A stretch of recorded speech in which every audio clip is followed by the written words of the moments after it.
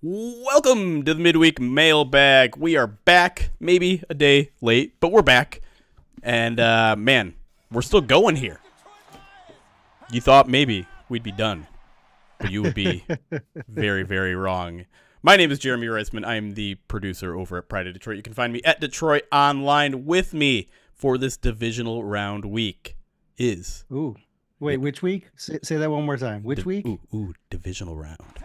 Oh, nice. That's nice. I sent some chills down your spine with that one. I'm just trying to soak every word in. He is the managing editor of Pride of Detroit. He is the machine. He is at Erik Schlitt on Twitter. Erik Schlitt is here. How we doing, buddy? Hey, I think I'm doing better than you. I know you've been a little under the weather, so hopefully you're feeling good. I am in good spirits. I have watched the Lions beat the Rams for the last 4 days. First one was live and in person. The other three have been via apps or TVs, and I'm excited. Yeah, I mean that was one heck of a ball game. One hell of a thing to witness in person, and it just goes to show you that everything that we've believed in this team for the past 6 months has been true, that this team was different, really, since, I mean, you went on that rant last year after the Packers game, before and after the Packers game, that was a franchise-changing moment, and ever since that moment, they've proven you and everyone else who believed right. So it's a fun week. And let's hope that more fun is on the way. And we are going to turn the page mostly, we're recording this on Wednesday. That feels like the page turning day for the media. Obviously, the players do it in 24 hours, as they say. But we're going to change directions here, talk about Tampa Bay a lot in this week's edition of the Midweek Mailbag. But we're going to talk about whatever you guys wanted to talk about, because you guys kind of control our destiny here with Midweek Mailbag. As always, if you have questions that you want to get answered, you can tweet at us at Pride of Detroit. If you want to hashtag it AskPOD, that helps as well. But let's get on to it. Let's start talking some questions. And we're going to start here with at Between the Numbers asks, can you discuss the red zone efficiency matchup between Detroit and Tampa Bay and how each sides of the ball compares? This was a critical element in the Rams game and trending to be critical in the Lions' recent blitz-heavy / bend-don't-break defense. Now, I already did a little bit of research here, Erik. Oh, I have some too. Good. Here's what I want to say first. Mm-hmm. For the season, the Lions are 29th on defense in touchdown percentage. They are third worst, fourth worst? The Rams, I'm 27th, but still, it's bottom five. Bottom five. Yeah, this was only regular season. Maybe yours is factoring in last week. Yes. The Rams' offense was fourth. So that game went very opposite of the trends of the season. The Rams' offense was scoring touchdowns after touchdowns in the red zone. The Lions' defense, and obviously the Lions stopped the Rams from getting a touchdown every time they went into the red zone. Now the Bucs' offense, 30th. Yeah. So much more favorable matchup there, and I think a big part of that is that the Bucs can't run the ball. The Lions can stop the run, and so that's 100% lie. Now, if you flip things around, though, we have a much more even matchup. Yep. Lions offense third in touchdown percentage in the red zone. Second if you count the playoffs. There you go. Bucs defense third as well. Yep. That's what I got. Yeah. So it's strength on strength, weakness on weakness. Yeah. And again, that makes sense too. The Lions are good in the red zone because they can run the ball. The Bucs defense is good in the red zone because they can stop the run. Yep. Now, it's not necessarily always about the run game in the red zone, but it's obviously a big factor of it. No, for sure. We should answer all of our questions in unison like this. Like I completely, little back and forth. I completely agree. It's that they don't run. They can't, or that they can't run. Yeah. Their yards per rush are 32nd. They're last in the league, 3.5 yards per rush. They're 31st in rush yards per game, and they're just over 90 rush yards per game. They're in rushing touchdowns.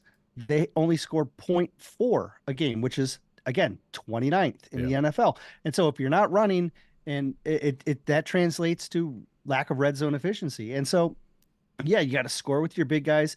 You got to wait for the most brilliant defensive play caller in the world to send an all-out blitz, and then you just throw the YOLO ball straight up in the air, and it comes down in one of your receivers' hands for a 7. And that's a great approach to success. Sure. The other noteworthy data point here is that in the week 6 matchup, both teams went 0 for 2 in the red zone, which again kind of follows the defensive trends here. And okay, but let's put a little asterisk on this. Sure. From week 6. No Jahmyr Gibbs. Yeah. And David Montgomery got hurt on his 6th touch. Sure. So they basically abandoned the run game, and Jared Goff threw the ball like 44, 45 times or something like that, right? So, yes, it's no surprise that the red zone efficiency goes down when your running game is missing its top 2 dogs. True. But David Montgomery had like 8 rushes for 2.4 yards a carry before he left that game. So the run game was struggling, and I think it's going to be a little bit of a slog this week as well. Yeah, they're very good against the run. Yeah. They're on par with Detroit, I'd say, and a lot are pretty close. You know what I mean? Like, this is like a Bears level defense. Like, think about how hard it was to run against the Bears. This is going to be a similar type thing, which means you're putting this game on Jared Goff again to be successful. Yeah. Well, let's stick on the topic of the run game here. I'm just going to call you P. Simmons on Twitter because you may have an inappropriate name and handle. You ask, level of concern about the run game being so in the past 3 to 4 weeks. Yeah, I mean, that's valid, right? Like, I do think that their running backs' efficiency has been down. Yeah. They started out hot against the Rams. Yeah. Like, there was nothing they could do wrong the first half. The second half definitely slowed down. The Rams dedicated more players to the ball. They changed their style a little bit. Lions didn't have the adjustments in hand, and their passing game was working, so they just kept with their passing game a little bit more. Still a pretty even split. They didn't move away from the run. It just wasn't working as well. And so, yeah, you that's definitely a valid concern, especially when you're going up against a very good run defense. And so, are the Lions going to back away? No, absolutely not, right? But they've got to make sure that they're being as efficient as possible from the first snap to the snap in the 60th minute. Yeah. In fact, Campbell said, I can't tell if he was particularly talking about the run game, but he said something today that was like, listen, we have to be smart about how we play against this Bucs team, but we're not going to stray away from who we are. Like, we're still going to kind of have our identity, but at the same time, I forgot. He said something like hitting a sledgehammer against a steel door. Mm-hmm. Like, that's how he compared it to. He's like, you can only do that so many times. Let me see if I can pull up the exact. Okay, yeah, here we go. There's some things that we need to do because we do them well and we can't go away from that. But at the same token, we've got to be smart about how we attack them. It's some of this, the sledgehammer against a steel door can only last for so long. We've got to be smart about it. And then he goes straight into, I just bring up Vita Vea and then them creating the edges with the overhangs. They've got length, size, explosiveness, Kalijah Cancio up the middle. Like, they've got a strong front seven. It's an overall good defense, but we the way we succeed is being ourselves, and we can't just beat an entirely different team just because they're going to try to dictate it. Yeah, that's been a staple of the Lions pretty much all season, regardless of who their opponent is. Their approach on offense has been to do what they do. And they want to make the defense adjust to them as much as possible. They have these core philosophies, these core strategies that they want to stick with. And while there are wrinkles that are designed in for each different opponent, the core belief of what they want to do has been pretty consistent, basically in every game, except for like 2, and those were the 2 back-to-back games against the Bucs and the Ravens, and they had to adjust to the Ravens because they were losing. They had to adjust to the Bucs because of injuries, but beyond that, they've pretty much been the same offensive team all season. Yeah, That is fair. All right, let's move to the next question here. Let's talk some James Houston. We had a couple James Houston questions, and obviously we were recording this Wednesday night, and a decision has to be made tomorrow, Thursday, and maybe by the time you're listening to this, a decision has been made. So we're not going to make predictions whether James Houston is going to come off of IR and join the team and potentially play on Sunday, or stay on IR for the rest of the year. Those are the two choices that they have. If they don't activate him on Thursday, he has to sit the remainder of the year. But this question is from Ryan in Toledo. Do you think that the injury is tougher to come back from, so they are giving him more time, or does the public see James Houston as more of an asset than the staff does? Little from column A, little from column B, right? Yeah.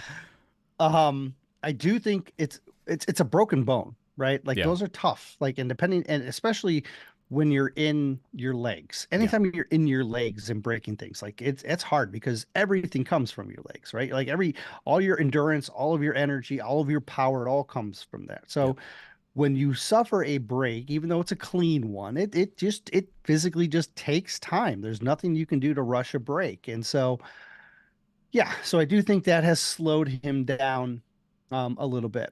At the same time, they have in their head a philosophy on what they want to get done from their different personnel. And I don't know if he exactly fits in smoothly. Now, we have seen Bruce Irvin, and I think he's an ideal fit for that Bruce Irvin role. Right. But there's also a reason that they were like, okay, to move on from Bruce Irvin. Like, I think they wanted to change and go a little bit heavier with some bigger bodies. And so, yes, I think James Houston could be an absolute asset.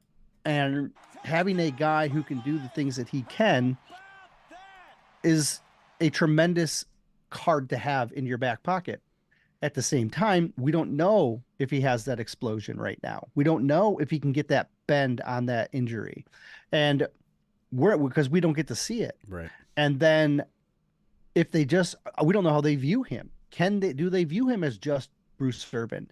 And if they do they think they can trust him in a way that they trusted a 15-year veteran? Right. So there's a lot of factors going into play, but I do think it's a little of both. I think the injury slows them down, but I think the confidence that the Lions have in him in Houston doesn't quite line up with what the fans see. It's kind of like I don't want to say like a bug situation, but like I think the fan perception is off in this situation is not in line with I think what the coaches have. Yeah. I mean, one thing to also consider is that James Houston was a full participant in practice all of last week. And they still didn't play him in a playoff, a do or die situation on Sunday. So if they were that happy or that, encouraged or desperate or excited to have him back, maybe they would have been like, okay, he doesn't need another extra. I mean, could he use another week of practice? Sure, but there's a playoff game. We need him. They didn't. I agree with you. I think, I agree with you. I think the fact that it is a playoff game makes it harder on him, right? If this was a regular season game, I think they might be more apt to test him out and see how things were going. The fact that it's a playoff and every single spot has a role and every single spot matters, I don't know if they're going to be willing to risk it. It's going to be interesting. If they are, and he can do what he's done in the past, it's going to be fun. Yeah. He's not there, then he'll stay on IR. But man, I mean, like, listen, I know everyone who's been yelling and was yelling at me all off season when I was saying, like, listen, they're treating this guy like he's a third or fourth stringer in training camp. I'm not sure if he makes the team. I'm not sure if he, is this big influence that he was towards the end of the season. Well, I mean, now we're kind of seeing that, right? Now we're seeing like they're treating him in a less enthusiastic way. And you're right. Like the one thing that I found interesting the past week or two is that Dan Campbell's talking up Romeo Okwara. Well, Romeo's been producing too, I think. For a little bit, yeah. Yeah. But at the same time, backup, like right? for a backup, but at the same time, like you look at the pressures from this team. It's Aiden Hutchinson and no one else is close, particularly at the edge. Like I believe Ali McNeil is second on the team in pressures, and he missed 4 games. He was on IR I'm. It's as frustrating as it is. It's as frustrating to me as it is. I know all of you guys, but at the same time, like I get it. This is a guy who's only played 9 professional NFL games. He's still very new to playing at all. I remember that was something striking that talking to James Houston's like, oh yeah, he only played 1 full year at college. He was, and that was at an HBCU. The rest of it, he was, a rotational player at Florida.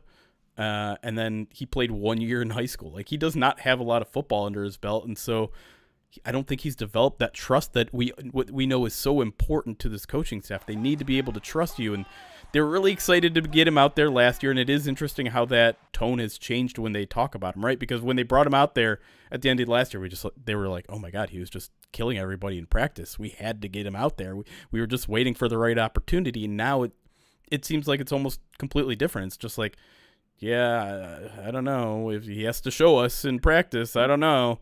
And well, that's the thing. Yeah, that's what Glenn said, right? Yeah. He literally said, if he has to show us in practice. Yeah. And so, I mean, and maybe he is. Maybe it is just a matter of, listen, this guy hasn't practiced for 3 months, 4 months, whatever it was. Let's get him 2 or 3 weeks of full practice under his belt. And, we'll take the risk Rams weekend because we think we can win without him. And then he'll show up in the next week practice and we'll activate him and play him. I'm hoping that's what's going to happen, but I can't say I have a ton of confidence with the way they've treated him all of this year. All right, next question here. We'll fit in one more before we head to break here. Let's see. Okay, here we go. From Golfing Daily at Hoyt Home, probably. Asks, Goff has been excellent against the blitz. The Bucs blitzed Hurts like crazy on Monday. Do you see the Bucs drastically changing their approach against Jared? No, but I think the Lions' offensive line has seen heavy blitzing teams in the last, at least 3 of their last 5 games. Yeah. They've seen some of the Vikings twice in Denver. Like, they've seen teams that blitz heavy. And this defensive scheme is the same defensive scheme it was in week 6. Yeah. Like, the offense has changed for the Bucs, but the defense is the same. They're still going to use they're going to rush 4, but they're going to disguise where they bring their pressure. They're going to drop an edge guy. They're going to blitz their off ball guys. Like, they're very creative and they're very aggressive. But they did okay against them without Jonah Jackson last year, last year, 2023. Good save. Yeah, in week 4 and a 6, and so you add Jonah into the mix, you add that experience into the mix, and it helps. Yeah, and then you add in the fact that Jared Goff is dealing. That certainly helps as well. Now you saw more involvement from Jahmyr Gibbs in the passing game. They kind of went away from that at the end of the season. Now they got him back involved a little bit more. I think it'd be nice to get him going in that aspect because it can be very valuable. They got Montgomery a pass in a very critical spot that paid off, and you forget how good of a receiver he can be. So screen passes aren't necessarily in their game, but like quicker passes, swings out to the running back, like there's lots of ways to try and slow down aggressive fronts. And when you have arguably the best offensive line in the playoffs, and I don't think anyone can really argue against that, it gives you a really good opportunity to have some success because you're used to it. You've seen it. Yeah. To the original question, yeah, I'm with you. I don't think anything changes about the Bucs approach. Todd Bowles has been in Tampa since 2019, and he's been I think the Bucs have been a top 5 blitzing team every single one of those years since, and obviously he went from defensive coordinator to head coach 2 years ago, but all of that has stayed the same. Still calls the plays. Exactly. I went back and looked at the blitz numbers from the first matchup. Goff was blitzed on 20 of 48 dropbacks, which don't expect 48 dropbacks in this game. Hopefully not, at least. That's probably a bad sign if you see that many dropbacks. Yeah. But like you said, that was an adjustment to injury there. Goff went 10 of 19 when blitzed for 171 yards and 2 touchdowns, which is actually not that bad. The completion percentage is bad, but that's a passer rating of a $118. And then he went 20 of 25 for 182 when he wasn't blitzed. And like we saw last week, right? When he wasn't pressured, didn't he complete every single one of his passes? Yeah. Yep. So you don't get pressure, he completes it. Yeah, and what the story so was. that's like what you have to weigh here as a defensive coordinator going up against like Jared Goff, because if he has time, he is going to pick you apart. He's always been that guy. Mm-hmm. But he is a much worse quarterback, like every quarterback, when he's pressured. And it's been up and down with him. Like some days he is really, really, really good against the blitz. Some days he's not so good against the blitz. Sometimes he's really good under pressure. Sometimes he's not that good under pressure. I would say for the most part throughout his career, he's been a below average quarterback when there is pressure. And if that's the case, especially if he's so dang good when he's not pressured, you have to send blitzes. You have to send extra men. You have to disguise your looks up front. And so for a defense that does that anyways, like, yeah, that's going to be the game plan going in this week for the Bucs. It's just a matter, to me, it's more a matter of whether the Lions' offensive line can handle it. And like you said, they've handled high percentage blitzing teams quite well all season. So I'm not that concerned about that. One more thing I want to add on the defense is that Aaron Glenn Todd Bowles was Aaron Glenn's position coach back in 2000. Mm-hmm. And then also his position coach with the Cowboys back in 2005 and 2006. He was in Miami with Campbell in 2010 and 11. And so like these guys have huge, long histories together, right? And so they're very familiar. Aaron Glenn has literally played in the defense that Todd Bowles runs, right? Mm-hmm. And so they're very familiar with what he's trying to accomplish. And like I said, the fact that they've seen it once before, I think is certainly going to benefit the offense. Fair enough. All right, let's take a break here. When we come back, we're going to answer more of your Lions questions right here on the Midweek Mailbag when we come back.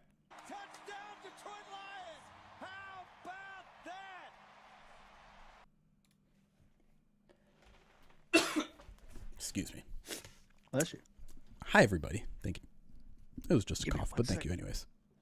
Well, there you go. Thanks for hanging out with us, everyone who's here on our, what is it, Wednesday night?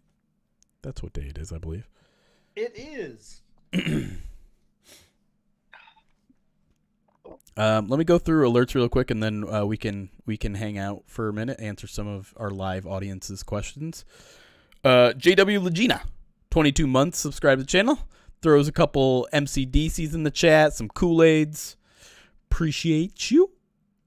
J-Dubs, 36 months, subscribe to the channel. Full 3 years, says 3 freaking years. What the fuck? Throw some more emotes in the chat as well. Thano TV, 20 months, subscribe to the channel, says this season has been so magical. Thank you to all the POD crew to help during the week to keep the magic going. Hey, wouldn't be able to do it without y'all's support. That makes it so fun and makes us eager to get the work done. Caleb Whitwer, 20 months, subscribe to the channel, says, can I get an FTP? But also would rather play them, so I don't know. So I guess I don't know. Yeah, I mean, it's an interesting conundrum. Actually, it's not even a conundrum. I would definitely rather face the Packers than the 49ers, right? Like, that's not even a question. Even taking out the fact that you would get that game at home. Yeah. I would still rather face the Packers than the 49ers. Yep. Where was I? Big Daddy, 24 months, says, send the Bucs fishing. Let's go Lions. Thank you for the 2 years, Big Daddy. Crewneck Lion, 10 months, subscribe to the channel, says, after being laughed at for 33 years, I cannot begin to describe how amazing this season has been. It's great to be a part of a community that understands. You sure do. We sure do. Always trying to remind myself and you guys just how special this all has been and to not take it for granted while we're in the middle of it. Mike the Marine, 12 months subscribed to the channel, says it's been a pleasure. Thanks for sharing this journey with the young and the old. 1964. Love the show. Heart kapow. Does kapow stand for something? No. Okay, it's just kapow. Kapow. Yeah. All right. It's like Catalina Wine Show. Kapow. What is it? I don't know. The kid. You don't know the Catalina Wine Show? The mixer? That sounds familiar, but I don't know. What's that from? Step Brothers. Step Brothers. I've only seen it once. My bad. Nick the Greek, 100 bits, says, crank up the machine. Are you saying that his volume is too low, or you just want to hear more from him? Ice Cecil, 32 months, tier 2, says, who wants to give me $1,000 for Lions tickets? Yeah, jeez. I can't believe they're going for that. I mean, I can believe they're going for that much, but that's crazy. Oh, man. Never thought I'd see the day where an average Lions ticket would be $1,000. The Lions sent out a thing today that said that there were still some tickets available and that people were putting up for sale. Yeah. And the cheapest one was in the 550s, I think. Mm-hmm. And the most expensive one was $8,888. Yikes. Crazy. Laser Mouse, thank you for the 10 months subscribe to the channel. And David Lunch, 16 months, says, resting my voice all week to try and top last weekend. Smart. Drink a lot of tea and honey. That's decibel. What you do, right? New decibel levels. Do you think they could top last week? Yeah. Do you think they will? Yeah. Be tough. Different. Look, it definitely means more because it's more. You're further down the line. Yeah. But I think there was just so much palpable energy in the building because it was Stafford. Stafford is a first. People wanted to show that they were behind Goff, like a way that we've never seen before. Yep. Like it was almost like, I don't know. Look, I didn't see anything planned where they were like, let's do this. Yeah. Or if it just kind of organically started, but it was orchestrated to perfection. Yeah. It was beautiful. Like it was crazy. Like I was surprised. I think there was almost all the like you could see as soon as Goff came out and they started chanting Jared Goff, like every member of the media was fumbling to find their phone because I don't think anybody was expecting it. It was just whoa, here it is. And it was something. And we're talking, this is during warm-ups. And in case you don't know how the first how the pregame stuff works, they do warm-ups about 40 minutes before the game. Then they go back in the locker room. And then they come out for introductions. And so this was 40 minutes before kickoff when the guys are coming out.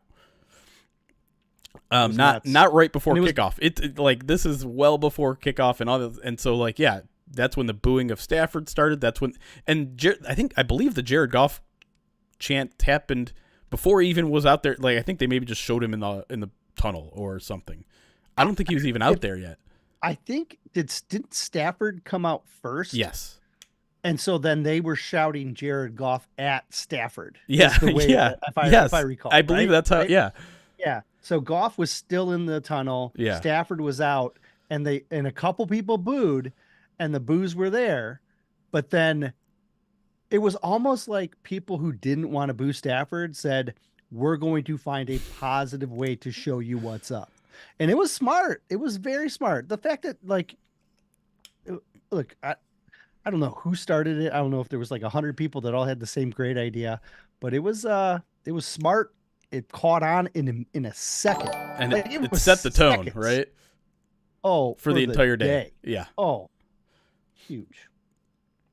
Damian Smith with the £2 super chat says, "How are you feeling, Jeremy?" Thank you for asking. I'm okay. If you guys don't know, I do have COVID. What I thought was just like a lack of sleep illness turned out to be something much more serious. I'm okay though, and I'm certainly on the mend. I today was the first day I've eaten anything since Monday, other than some Triscuit crackers. I don't think he got it at the game because I'm fine. I don't have it. So, and I sit next to him. But I also have not interacted with anybody else since. I've been at home since that game. I don't think I've left the house since the game. I'm fine. Well, I feel great. Maybe I interacted with someone that you didn't talk to.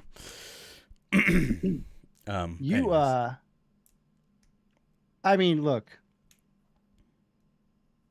the emotions of that game spilled over into some violence, happy violence between us. Normally Jeremy gets excited and we put our hands up and we just kind of touch him. Yeah. Right. Because we're not supposed to celebrate. Before every game, don't celebrate in the press box. This is a working press box. And then inevitably they put someone from the opposing team's front office right behind us who cheers for the other team. And then I get obnoxious and I start cheering a little bit louder myself. And but I keep it together. I try and be professional. But normally Jeremy, we just kind of tap. But sometimes Jeremy just wallops me in the leg. Yeah. And you were prepared this week. Like you knew it was coming, so like you had built in a self-defense system. Well, you know what? I think I let the emotion of the moment kick in as well. Because there was one time that you went to hit me and I literally just socked you back in the hand. You did. And I hit you like right on the bones back there. And and I think I got you a little too hard. Maybe it wasn't that bad. I was apologies. I was overreacting because I thought it was funny since Stafford had gotten his hand hurt. I'm like, oh look, you Stafforded me. How dare you? And then the second time I had some controlled fury, I didn't want to hit you in the bones again, so I grabbed you by the wrist and then just started smashing your hand. I hit it like 3 or 4 times. Paula was laughing at me. Paula enjoys our little, because like she knows we're fans and she knows we're trying to hold it in as much as possible, and she's also like, we're talking about Paula Pash, who writes for the Oakland Press. Back in the day, was it Freep? I don't remember. She's been with the press. Well, she was with the press for a long while. Oh, yeah. Anyways, and she's also like very much like I don't know if she still is. Last year she was like the head of the press box, whereas like if you had any issues you'd report to her. She's the pool reporter. As well. She splits it with Dave this year. So like if what we were doing was crossing a line, she'd be the wrong person to do it in front of. She's cool. But she's super cool. It's so then those were the touchdowns. Those were the touchdowns when we got very excited. Mm-hmm. Shockingly, Jeremy was very subdued on that 54-yard field goal, despite being such a high special teams person. Since you left special teams so much, I'm surprised how well you kept it together then. But I'm just gonna let that slide. When Amon-Ra caught 4 minutes, they get a first down, like on that second play, right? And then all of a sudden, it's under 3 minutes, and you're looking at the clock and you're talking out loud in your head, and you're like, if they get another first down, they have one timeout, and I was like, yeah, one timeout, and then you're like, if they get one more first down, they can't stop them. They're just going to take. This was like at 3 minutes. Yeah. And so they do one more play, then they run it down to 2, and we're like, he's not going to use it now. So like now he's in trouble because now if they get a first down after the 2 minutes, they're done. Yeah. And so we're just waiting for it. And that's when I tweet out, if I'm Jared Goff, I'm looking for 14, because in my head I'm thinking, just get it right now. Yeah. Just go for the throat now, right? Mm-hmm. And so they throw it. They catch it. He falls, and we both kind of get excited, and we look around for flags. And when it doesn't happen and the realization of it sets in, You reached over with two hands and grabbed me by the shirt and yanked me into yours, and then threw me back and yanked me back again. And dude, I heard my sweater ripping. I was like, I heard it once, just a little bit. It's okay. It's okay. You might have popped a seam or three, but you grabbed me and were throwing me around like I was about half the weight that I am. It was a level of excitement, like, because you were trying to hold it together. You did not make any noise. Oh, and that entire fourth quarter, I was terrified. I don't think I told you this. I said this on the podcast yesterday, 2 days ago, whenever it was. I had changed usually when it gets to like halfway through the fourth quarter, I stop doing my live updates and I just start turning it into a recap. Sure. So I write a couple intro paragraph. I change the intro paragraphs to like, this is what happened, and then I change my headline to whatever the story. So like I was trying to figure out, recap. Matthew Stafford has another fourth quarter comeback, this time against the Lions, or something like a Matthew like. As soon as they started driving there and got to the 40 or 50 yard line, I'm like, all right, let me just change the headline, which is part of me doing that is like so I can legitimately prepare and be ahead of the game. But like the superstitious part of me is like, all right, let's do a little like jinxing of it, and it worked. But yeah, so I was pretty quiet. I was pretty pissed. I was pretty scared most of that fourth quarter, and so when I was finally certain that the Lions were going to win, I may have unloaded on your sweater. That sounded weird. Jesus. Wasn't just my. You didn't just grab me by the sweat. Like I almost came out of the chair.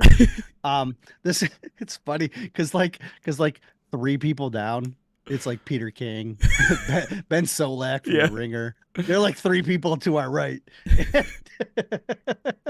But like Solak, I've known Solak for like 8 years.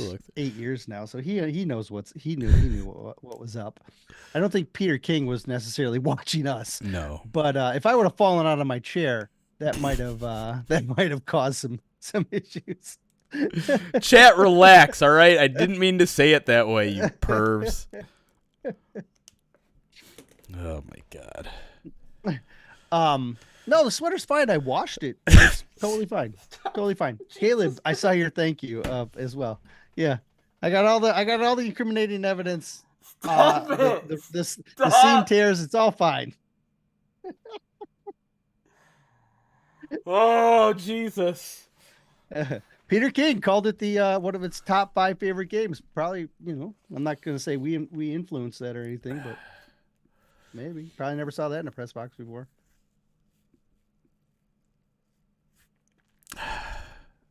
Guys, I'm sick. I'm delirious. I'm saying things I didn't. T-Mac, thank you for your first time subscription using your Twitch Prime. Appreciate that, T-Mac.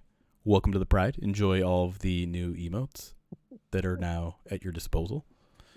And the ad-free experience, of course, which is a good reminder to those watching on Twitch. And you know what? On YouTube, if you become a member on YouTube, you also get to use some of those emotes. Not as many because we need more members to unlock more spots. But if you subscribe on Twitch or become a member, you get free emotes. On Twitch, you get an ad-free experience the entire time. You get more channel points. You earn them quicker on Twitch. And you can do it on Twitch for free if you have Amazon Prime. You just link it to your Twitch account, your Amazon Prime account. You go to your accounts, linked accounts, you link them, and they will allow you to subscribe to a Twitch channel once every month. You get one per month. It does not auto-renew, so if you did it last month, go ahead and check if it's available and use it again. It's free money you're leaving out there. So even if you don't use it on us, use it somewhere so that you're supporting someone out there on Twitch. Anyways, Lions Wow, 52 months subscribed, tier 3. a tier 3 I believe Lions Wow maybe our own. I think we have 2 tier 3 subscribers, but that's super nice of you, Lions Wow. Very much appreciate the support and how long you've been supporting us. Says go Lions as well. Kula, thank you for the 100 bits. Nick the Greek, also another 100 bits, says why hasn't Campbell elevated James Houston yet? Was James Houston the person that cursed Matthew Stafford's kids? Did you hear that? She backtracked that? Yes. Oh yeah. Yep. Yeah. They were booing me. They're not. She's. It's surprising because she's not one to overreact, and then make wildly accusations and it's surprising because usually she's very calm and mild mannered. So I obviously haven't listened to her podcast.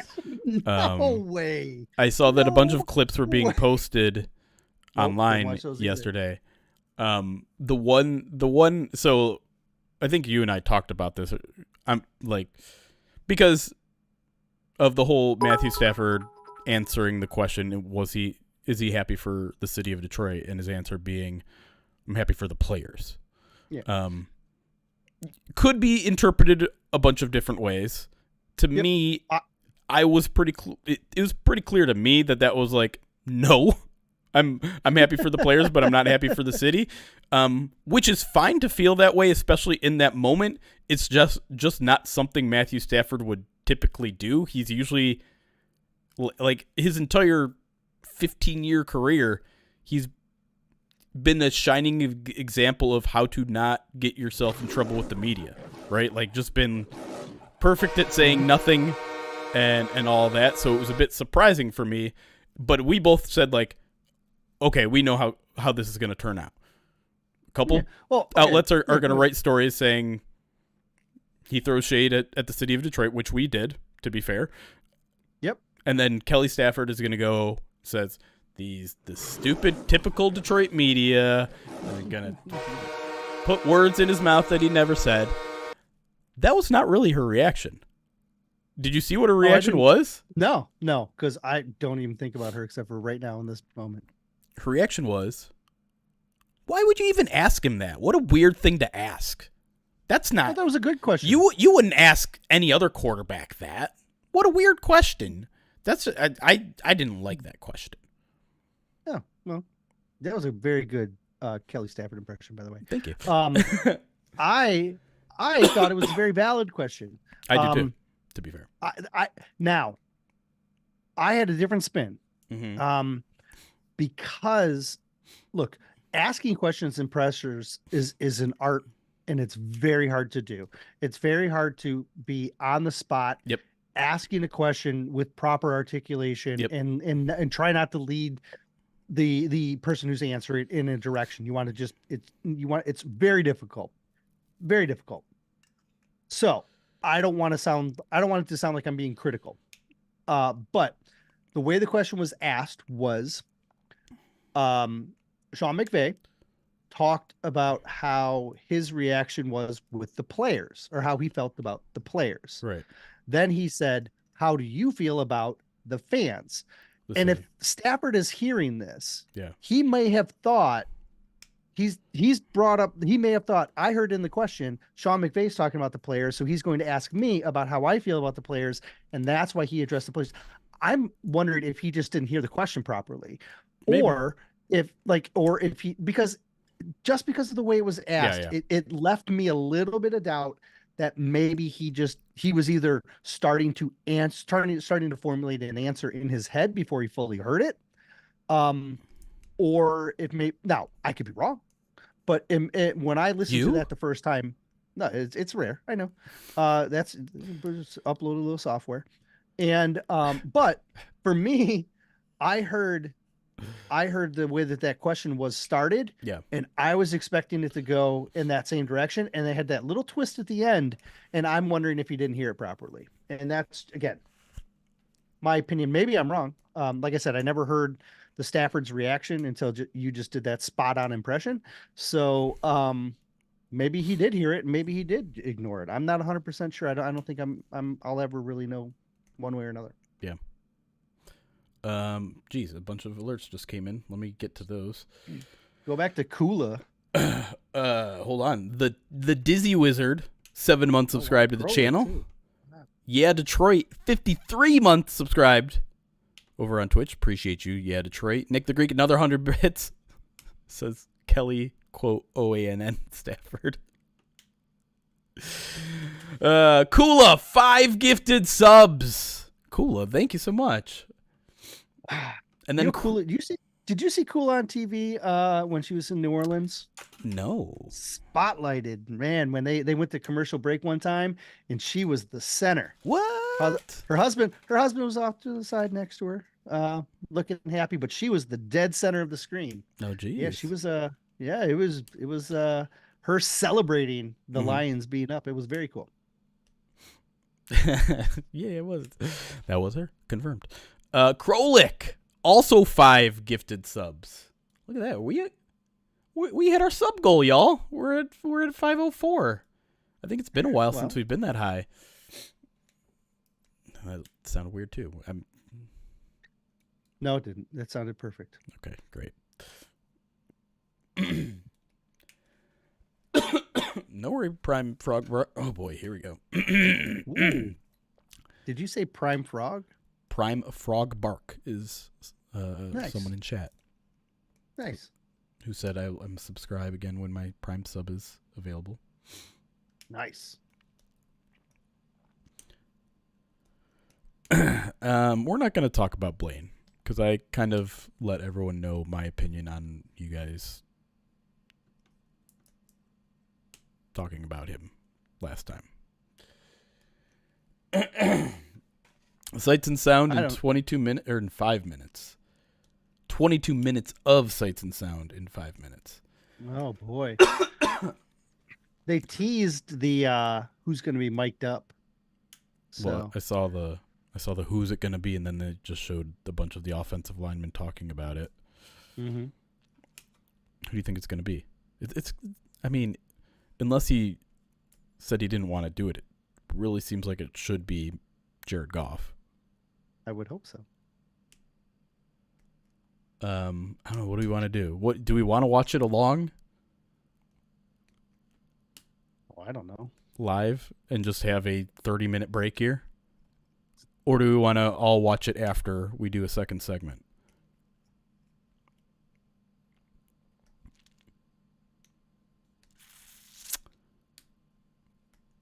Well, I like to talk over it, so I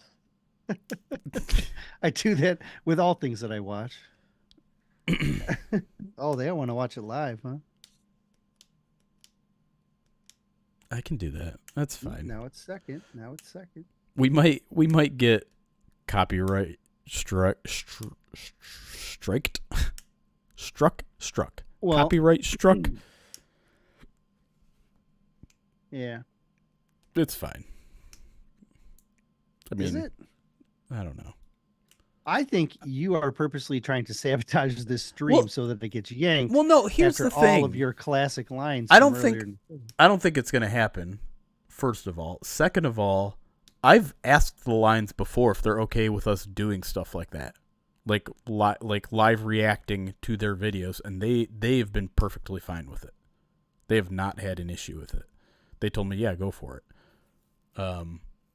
So I don't think it should be an issue, and if it is, then we'll just stop doing it from here on forward, or we'll just immediately delete the VODs.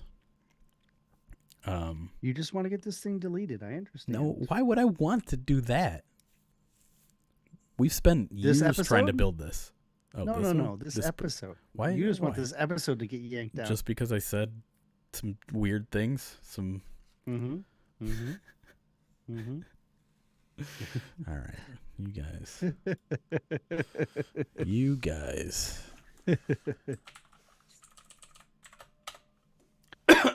Hey, you want to talk about Matt Patricia sucking?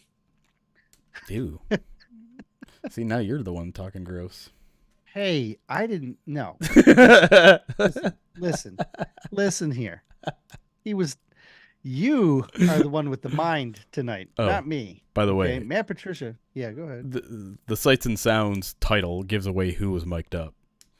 And No, it is don't tell us. it is not Jared Don't Goff. tell us. Oh, Josh Reynolds, No comment. Dan Campbell. I really want more Dan Campbell. Like, I think we don't get enough Dan Campbell reactions on the sideline videos, and I'm guessing he doesn't want. Like, he strikes me as a guy like, I don't want to be the focus. Don't show me. I don't care.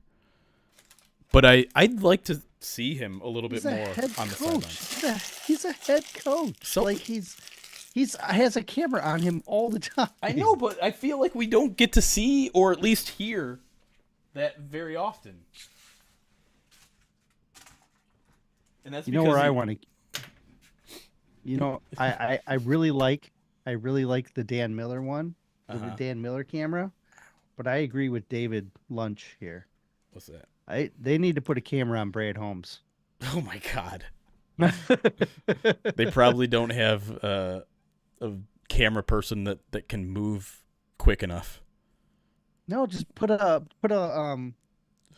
stationary camera like they do with Dan. I know, but he's probably running around the whole damn suite the entire time. Well, we record in their suite. That's where we record the PODD from. By the way, oh don't boy, don't tell him. You just gave away our secrets. Well, I think that'd be fun to watch the front office. Oh, of course it'd be fun. They need to put one of those like self-mounting cameras on him, so it's just like it's like over his shoulders, and it's just always pointing at him.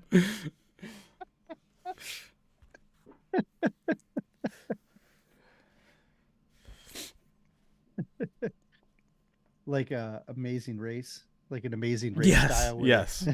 I was thinking more of that. I feel like this is the first TV show that did it a bunch, and I think I tried to talk about this a couple weeks ago on the podcast. I think the show was called Fear on MTV. Do you know what I'm talking about? Yeah, I think I do. Where they were like they do that with They were like in a haunted. Like the haunted house. Yeah, they'd send these people in a haunted house. Yeah. Dan Pask. You guys, you're the ones that got the dirty minds.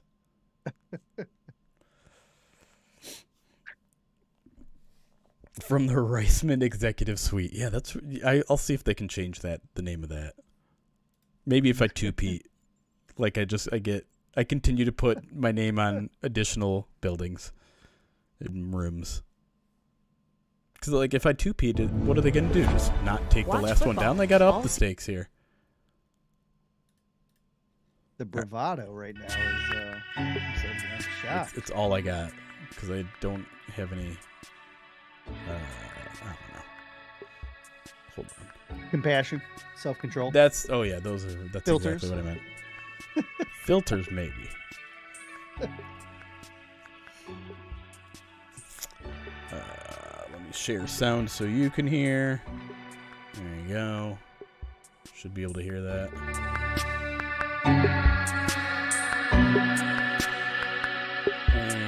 And you guys should be able to see.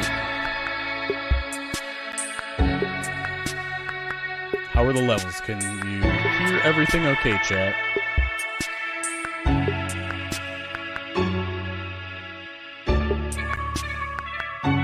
I feel like the volume might be...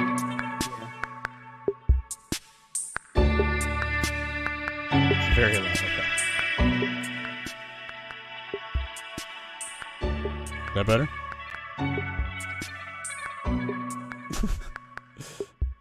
Indigo, you're the only one that's saying it's not loud. I think Indigo might be messing with you. I'm going to go out on a limb and say What? Indigo? I know. It's out of character. But... Annoyingly better? What the...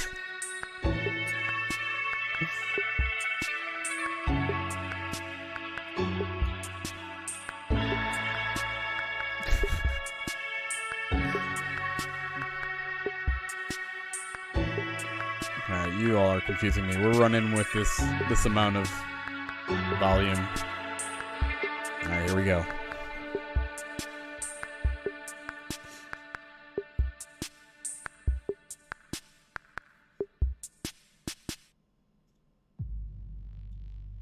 Ford Field in downtown Detroit, sold out and most definitely ready to rock.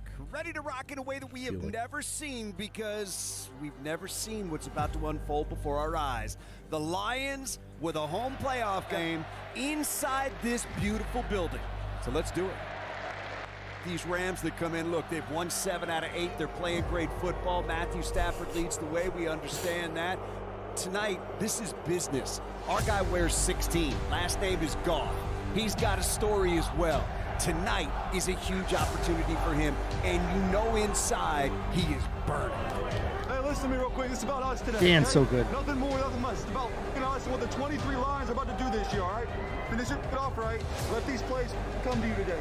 Don't do anything more than we've been doing, all right? Love y'all. 1 on 3, 1, 2, 3.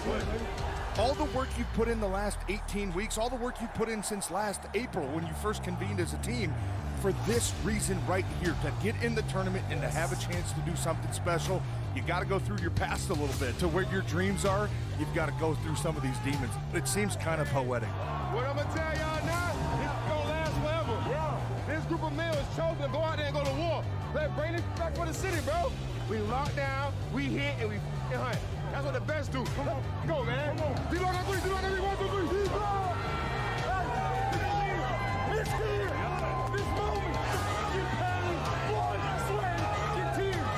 See this moment, bro. Let's go drink this on 3, 1, 2, 3, drink. All about business. That's it. What's up, Hutch? Let's go, baby.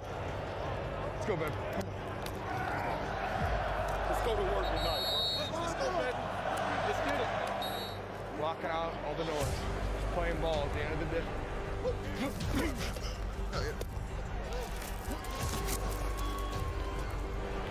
Turn me up, Phil. Bring it up. I'm gonna keep this short, sweet. But how I feel right now, this is for the city. This is for Detroit. They deserve this. Let's go. Ball out on 3. 1, 2, 3. Ball out. Now we here. It's war time. Your brother gonna have your back today. Yeah. Play with that swag and come out here and leave no regret. Yeah. Leave no regret. Yeah.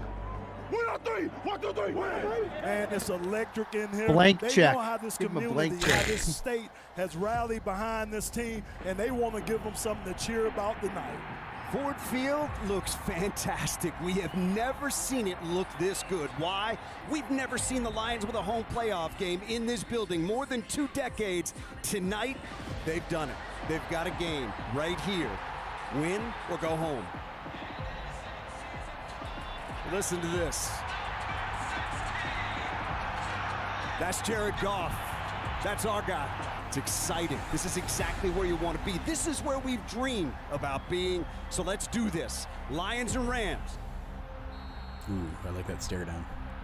Frank Reynolds back deep for the Lions. He's going to let this sail through the back of the end zone for a touchback. Lions will take over at their own 25. Out will come Jared Goff. The first run is Montgomery. And Montgomery right near the line for a first down at the 35-yard line behind that good O-line. It's a good play for Sam right off the Turns, bat. fakes the give, sets in the pocket, got a lot of time, drifts left, now he throws, it is caught. That is Josh Reynolds, another former Ram, inside the 35 and down to the 30-yard line he goes. 24 yards on the play. Let's go, baby. Goff takes the direct snap, quick throw right side, got it complete. That is Amon-Ra, picks up a block inside the 20 and down to the 17-yard line. That's another Lion first down. Goff takes the snap, fakes the pitch, now he throws. It is caught inside the 5-yard line. Fighting his way down to the 2 is Josh Reynolds. It'll be first and goal Lions from there. Nice connection right now between him and Jared Goff. Here come the Lions now. Jared up under center. Takes the snap, turns, gives to Montgomery again, steps to his right, into the end zone, touchdown Detroit Lions. That's the way you open a playoff game. 75 yards straight down the field to the end zone.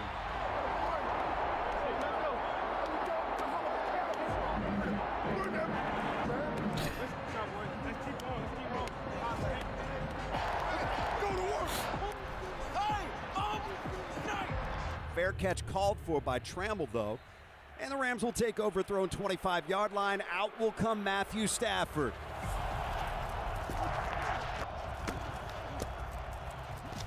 Stafford leans in. There's the snap. Wants to throw. Left side does. It is incomplete. Wanted Cooper Kupp. Well covered that time by Fatu Melifonwu. 2nd and goal from the 6. Kupp goes in motion to the left side. Stafford's got it. Looking left, looking left, looking left. Pressure comes. Now he throws end zone. Incomplete. Aiden Hutchinson was bearing down on Matthew Stafford in the pocket. And there's the snap. Stafford back. Blitz comes. Stafford throws. It is up for grabs and incomplete. Fluttered in the air. The Lions couldn't get under it. The Rams will send the field goal unit out. That's a nice stop for that defense after the Rams had a 1st and goal from the 6. Stop, though, boys.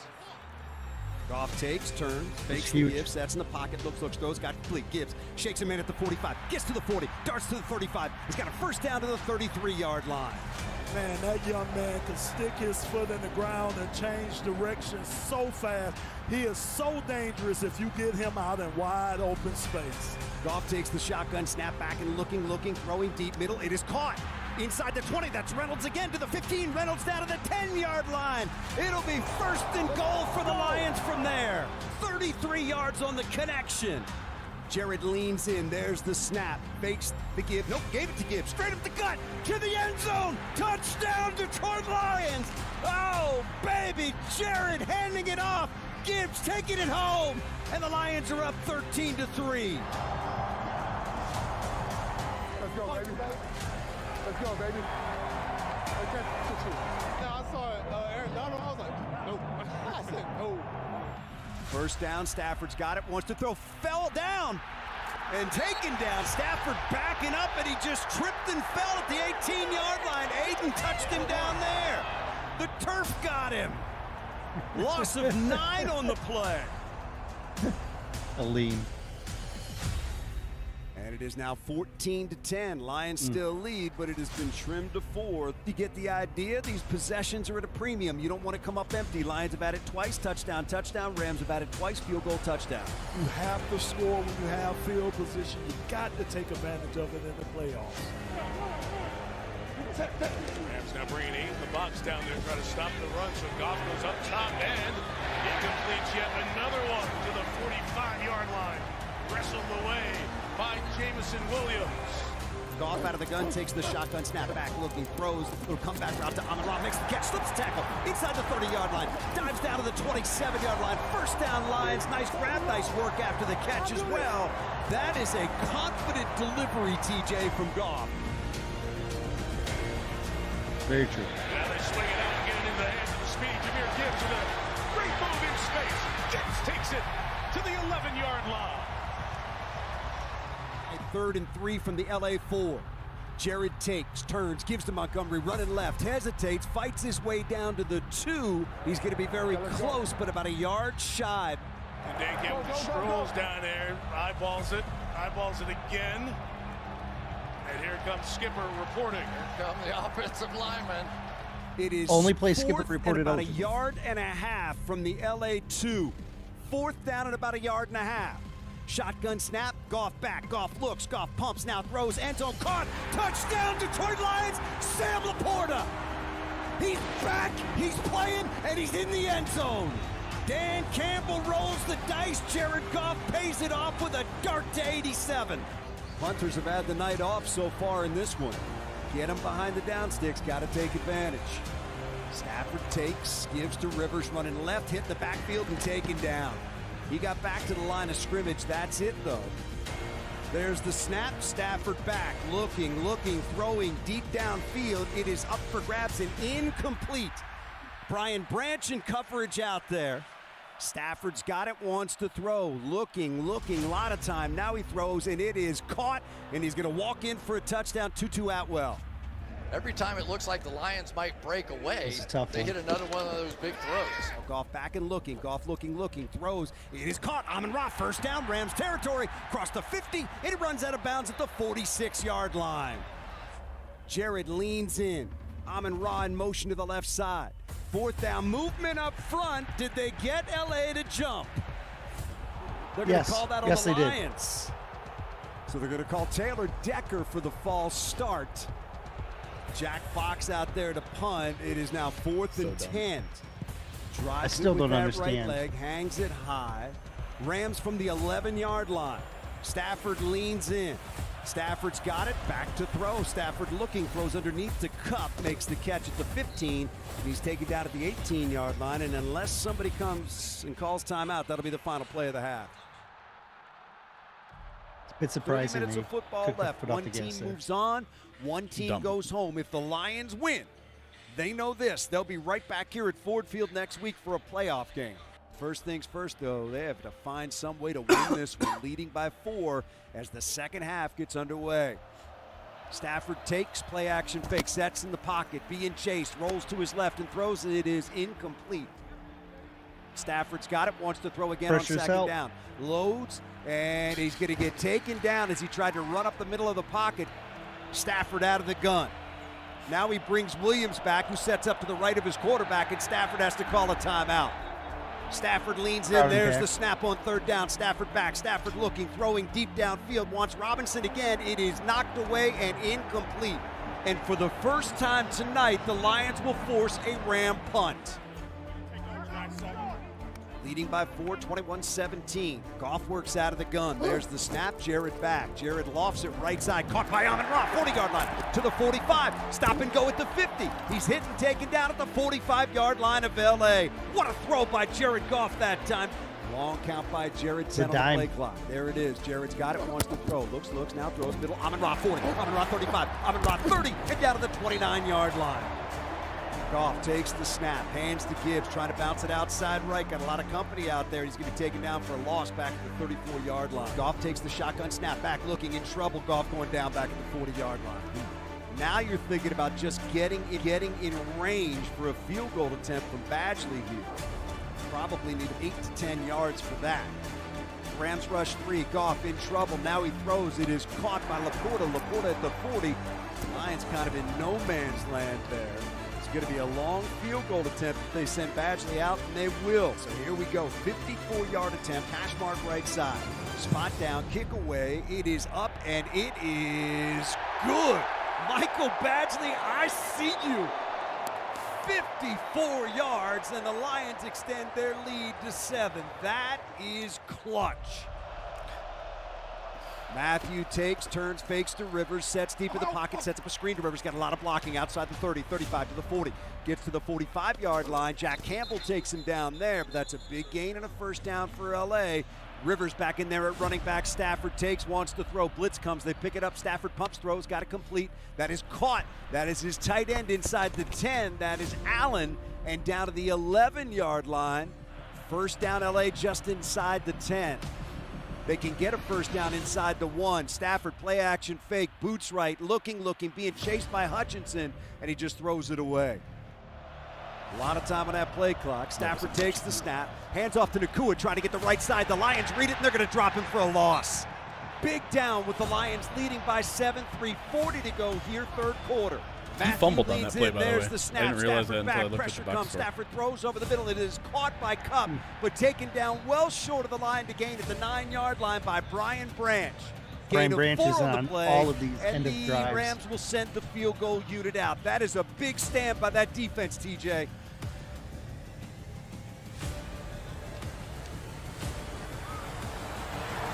Lions will have to punt it away. Rams will get it back. 15 minutes to play here. Winner plays on. Loser goes home. Stafford takes the snap, gives to Williams. Williams bats the left big hole. 15. Gets to the 20. And finally ridden down at the 25-yard line. That's a 15-yard gain and a first down. Matthew leans in. Third down. Flag comes. They didn't get that off. Crowd impact. Well, LA has now burned 2 timeouts here. They got one they saved before that penalty came in. First and Mike 10, McCarthy LA from the Lion 13, officially 10th play not of the playing. drive coming up. 9.5 to go in the game. The Lions lead it by 4. There's the snap to Stafford, gives to Williams. Met right at the line of scrimmage. Might have lost one. Hey, we're good. Hey, everyone breathe. Good. 3rd and 8 for the Rams. Stafford takes the snap back, looking, floats it left side. It is incomplete, out of bounds. Receiver went up, could not come down with it. Intended for Cooper Kupp. C.J. Gardner-Johnson in coverage out there, and the Rams will send the field goal unit out. You're a bad man. You're a bad man. Come on.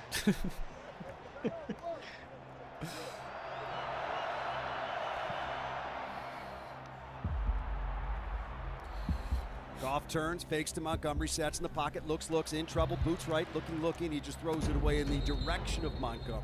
Second down and 10, Lions from their own 25. Goff takes, gives to Montgomery over the right side, finds some room, gets to the 30 to the 31. Got 6 on the play, it'll set up a 3rd down and 4. Rams showing pressure. Goff takes the snap back, looks, throws right side. It is high and incomplete, and the Lions are going to have to punt it away. Let's win this. See, if he would have fumbled that, then you would have actually won that argument. Stafford long count. There's a snap, low snap. He picks it up. Stafford back sidearm throw. It is caught down at the 34-yard line. Gain of 6 on the play. It'll bring up a 3rd down and 4. It is going to be a hold against LA. You got to move them back out of field goal range, right? Clear hold. It's going to give him another shot at 3rd down, but you got to move him back. Critical down, 3rd and 14 for the Rams. Matthew leans in, there's the snap. Stafford back and looking, pressure comes. Stafford steps up, delivers downfield. It is knocked away, incomplete. And the Rams will send the punting unit out. Go do it, Ben. Remember, the Rams are down to 1 timeout. That could become a factor here.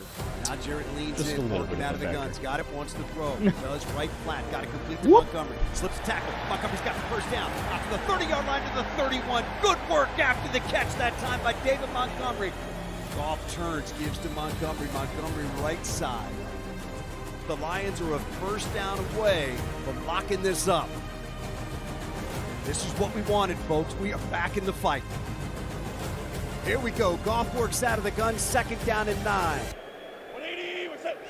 There's Goff back, looking, throws. It is caught. Amon-Ra St. Brown, 1st down. That's going to do it. That's going to do it. That's going to do it. Jared Goff delivers against his former team. Now all they have to do is take a knee 3 times, and this game will be over. For the 2nd time since 1957, for the 1st time since January 5th, 1992, these Detroit Lions are going to win a playoff game. Detroit, stand up. You've waited for this. One proud nation, stand up. You've waited for this. Sheila Hand, Rod Wood, Mike Disner, Chris Spielman, Brad Holmes, Dan Campbell, they have brought it back to Detroit. They've given it to us. Moves in behind center, takes the snap, takes the knee. This game is over. What does this mean from your perspective? Going into this game, I had 2 things I was playing for. I was playing for my teammates, and I was playing for the city. The city has been so deserving of this for so long, and we're gonna keep it up. Oh, the Detroit Lions have won it. Celebrate, boys. Celebrate. You're coming right back here next week to take on the winner of the Philadelphia-Tampa Bay game. Go, baby. Come on.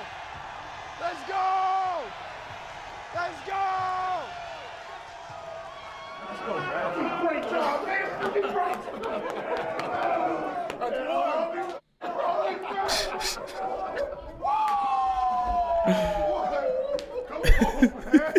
Let's go! Yes! Yes! Thank you. Oh, don't break her.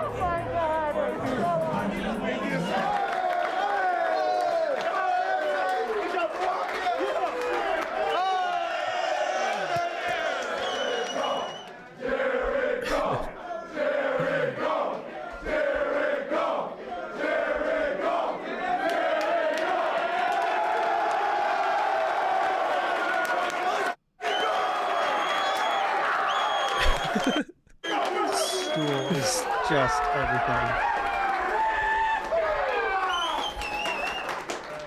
All right, listen. Here's the thing, man. We play next Sunday back here at home, guys.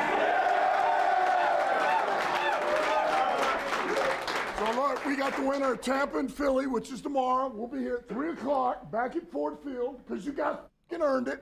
Dude, how electric was it out there? I'm telling you what, it doesn't get any better. It's everything you dream of and then more. All right, that's outstanding work. I got 2 game balls. All right, number 1, listen, when when you come in 3 years ago, like me and this guy did, and you had a vision and you start working together and you've got an idea how you want to build it and the type of players you're looking for and how you want to go top to bottom, offense, defense, special teams, and you're in fucking lockstep.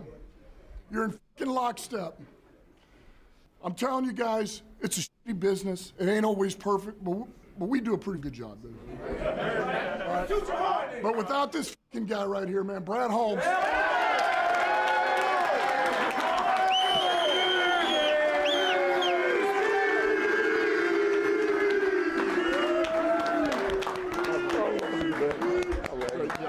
Great job. I absolutely love every single person in this room, man.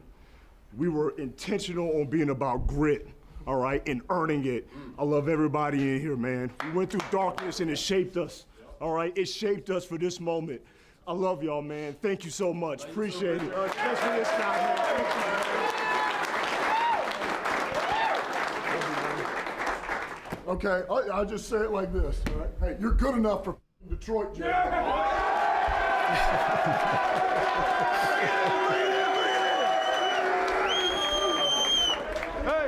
I love and appreciate you guys more than you fucking know. I promise you that. I love you guys so fucking much. This is just the beginning, boys. This is just the fucking beginning. We got 3 more of these next week at home, at our place, against whoever the fuck wants to come in here. Let's go. Win on 3, 1, 2, 3, win!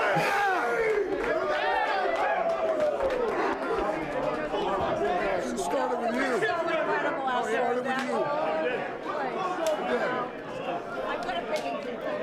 You did a great job. You did a great job.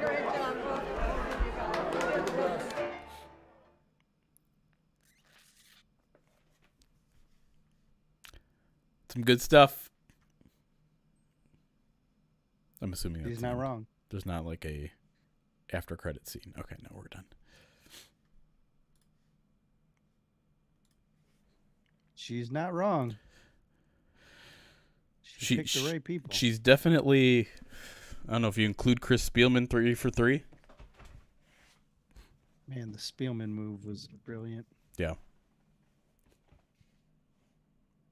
Hold on, now I think I'm probably going to have to, no, we're good on audio levels, or we should be.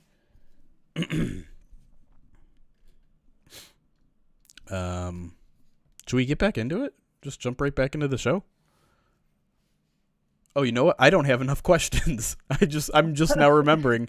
I only have one question that we didn't get to in the first segment, so I need more questions, chat. Oh, good, because I need a breather. Need to compose yourself. I'll tell you, there was a lot more McQuaid pitchers than I thought there would be. Former Ram, so I guess Did that happen when I stepped away? No, in the locker room. There was like in the locker room. McQuaid was right in front of like 3 different times. All I noticed was your guy being front Chase? and center. Yeah. Well, happy to have Chase back. Had a long conversation with him after in the locker room. That was fun.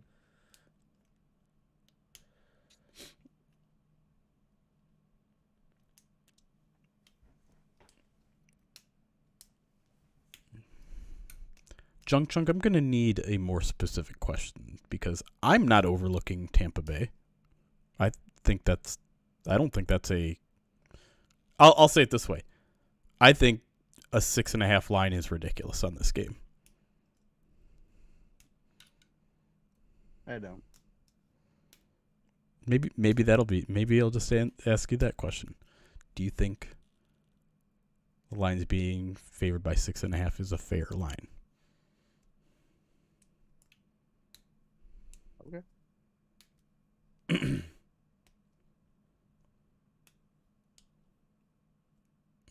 More like 10.5, 13.5. I mean, what the Cowboys were favored. I think that line started at 10 and eventually worked its way down to 7. Yeah, that was. Apparently, the NFC East was the worst division in football, or in the NFC this year, not the NFC South. We were mistaken. I just, I don't know. I don't know what it is with the NFC East, man. They get all the attention, but like it felt worth it this year. Like the Eagles were 10-1 at one point. The Cowboys weren't far behind them all season. Then it flipped. I don't know. You might not have an answer for this one yet, Eric, and if you don't, that's fine. But Sundog, who subscribed for 13 months in a row, says, "What's your player prop lock of the week for the first ever divisional round parlay?" I haven't looked too deep into it yet, but I looked at some initial lines, and the St. Brown number line just keeps going up and up. But like he has exceeded the bet line each of the past 5 weeks. So like I'm gonna look at reasons why I shouldn't suggest that. But that was one of the ones that initially kind of jumped out at me. Let me see if I can look at some couple other ones. They didn't have everybody's in there when I looked at it earlier. See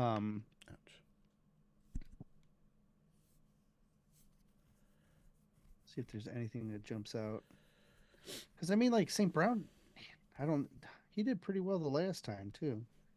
Oh, it's back up to 6.5. It was down to 6 there for a bit. Oh, the line. Yeah, I think. Yeah, I checked today and it was 6.5. I never saw it go down, but I saw it go down to 6, and then back up apparently. Okay, Dan has an interesting question. I think I'd rather just answer it now. He says, "Are we doing bend don't break because our safeties give our pass D the best chance in the red zone?" I think my response to that would be, I don't think they're playing bend don't break. I just think it's happening like that. Yeah, because if you're playing bend don't break, you typically don't give up 30-yard touchdowns and 40-yard touchdowns and 50-yard touchdowns. That is breaking before that's breaking and then occasionally bending. I don't think there is a I don't know, like a conceded effort to bend don't break. I think no, if they're playing bend don't break, you would see more deeper zone. Like they did some cover 3s, you'd see more cover 4s. They just happen to be, in all honesty, I don't think it's the safeties that are what's helping so much in the red zone as much as I think the linebackers are. I feel like the linebackers have their ability to cover more space and to play downhill has really helped some of their red zone success. Yeah. Safeties are part of it, but okay. I'll give you the lock right now. Okay.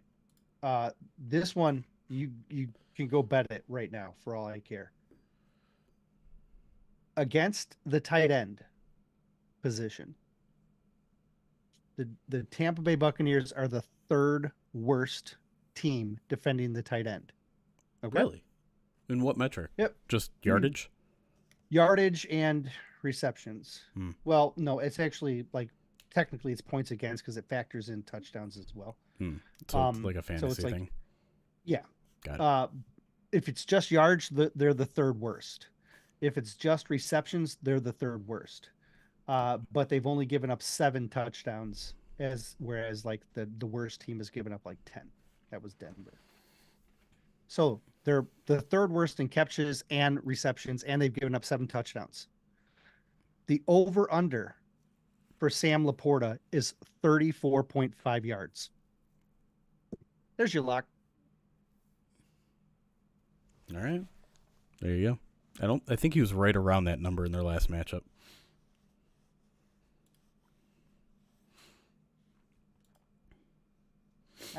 That seems like the easiest one for me. No, I am not. Don't bet the house. Bet $10.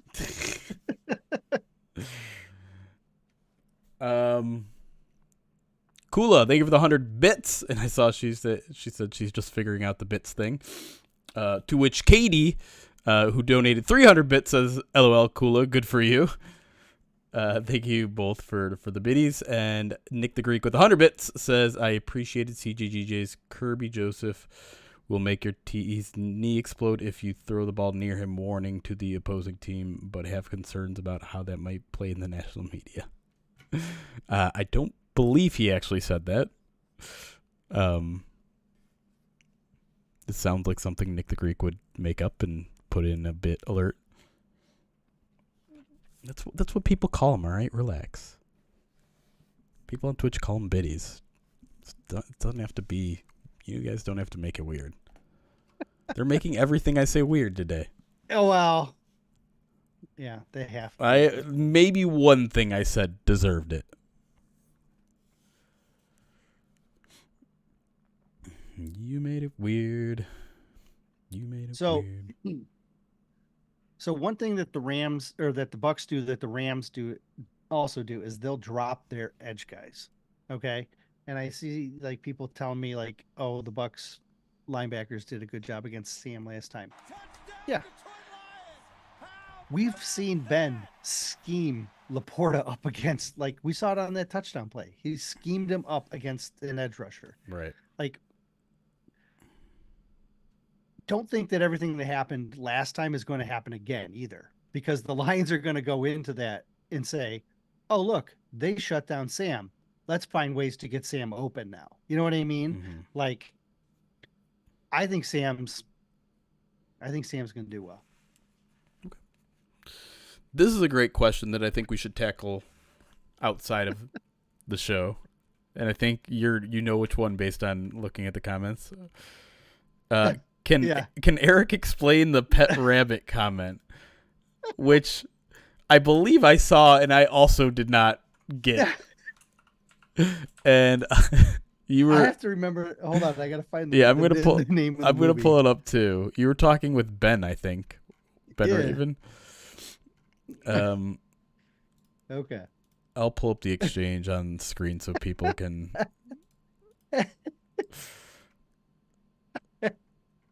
Okay. Hold on, where is it? Okay.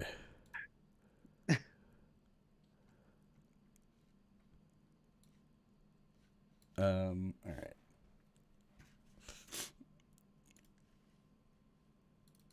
So you're talking about the CJGJ Baker Mayfield stuff. I said, why would you get in a a battle with CJ through the media, and like it's not going to end well. It just isn't, because you're not dealing with a normal person. Yeah. Like CJ is a different cat. Right. And so Ben responds saying, I view it the other way around. I wouldn't give Baker hate fuel. To which you replied, it's not fuel. It's about not wanting to come home to find the pet rabbit boiling in a pot on the stove. Well, there's a lot of people couple people I think maybe have figured out, or maybe it's just the same one person. Yes. JP is me 91 figured it out. It's a reference to a movie called Fatal Attraction from 1987. Okay. With Glenn Close. Glenn Close stalked this guy. You're like, I don't want to get too much into the story. Essentially, she stalked him because she was a bit crazy, and he came home and she had took their pet rabbit and boiled it on the stove, like, because she was like a lunatic. Got it. And I wasn't like implying that CJ's a lunatic, but it was more of a metaphor. Sure. But you get me going too, Bo.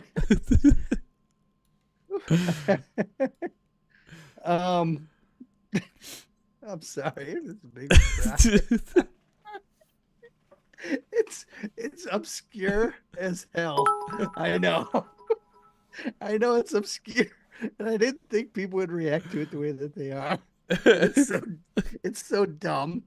But it was like, whenever I think of like a person who's like Like every interaction I've ever had with CJ has been like very high intense and very like, I don't want to say the wrong thing. I know. I love how you're dancing around every time. You don't want to call him crazy, but you're trying to think of less harsh adjectives to calling him crazy. But I mean, it's just he's just an intense person. Just call him an oddball, Erik. No, because like I spent all of last week's episode calling Jim Harbaugh a weird duck, and I feel like I don't want to be too judgmental, but I don't know why that's the first thing that popped in my head, but I was like, man, you guys have seen the pictures of him, like the picture you used on the article you wrote of him. He's got the butt. His eyes, like, just look at his eyes. You could see that he's not a guy you want to mess with. Like, I have tried to interact with him multiple times, and what do you mean? What is it about this face that is not normal? I don't know what you're talking about. Each one has been totally unique. How's this look weird to you? What do you mean? He's great. He's great. And I'm glad he's on this team. He's just smiling. I don't what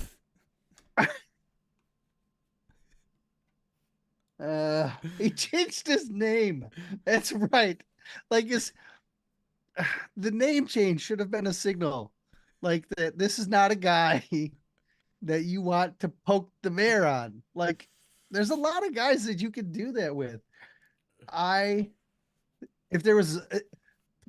He's the one guy in that locker room that I am not poking the bear on. I am not messing with him, man.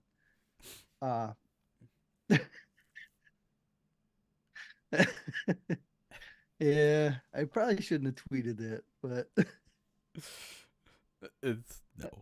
I don't think it's so obscure that I hope so. I hope I think this can be my saving grace is that I'm too old for him to understand my reference. Even Ben didn't know what I was talking about, so that made me feel better. Oh boy. I almost DM'd Ben to explain it to him, but I was like, let him sit with it. Look, he's not alone. He's not alone. There's plenty of guys that we've seen that have his same mentality. Sure. So, fun times. Back to some alerts here. Joshua Mercer gifting a sub to Gomez, I should say.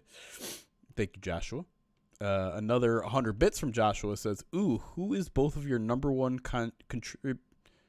contributions? Jesus, your number one contributions to the Lions this weekend, and how do they help the Lions win and make it to the NFC Championship?" What are our number one? I think they're asking who do we think is going to contribute the most. Is that what you think? Maybe. Is that what you mean, Joshua Mercer? Or do you mean how we are going to personally impact contributors? Okay, that makes more sense. We can save that one for the show.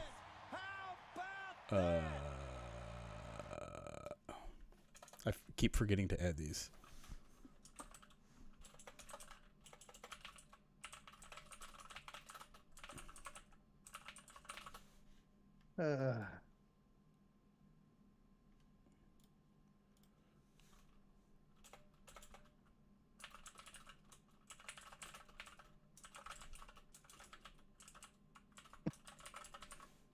What was yours, Indigo? Nick the Greek 100 bits says CJGJ is a closet Bette Midler fan as well. His favorite stand-up is Jeff Dunham. How dare you? Nick the Greek a bit. A very long message.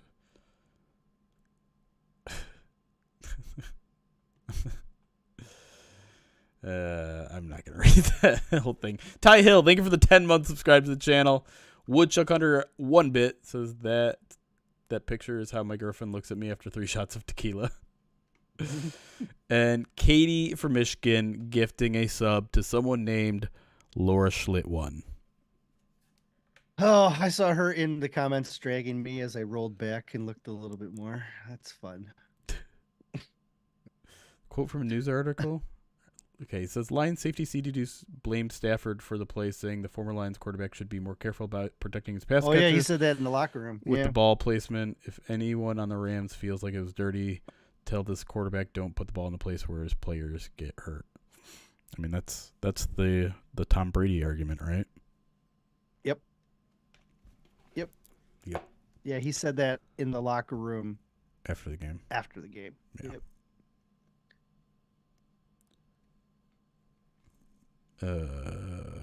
Can you discuss turnovers, lack of them against LA, and how they can create more against the Bucs? Okay. I'll take that.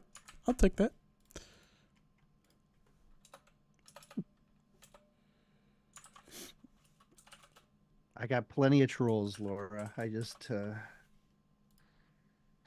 Wait. Madden line. What? I'm confused. What are you talking about, Indigo?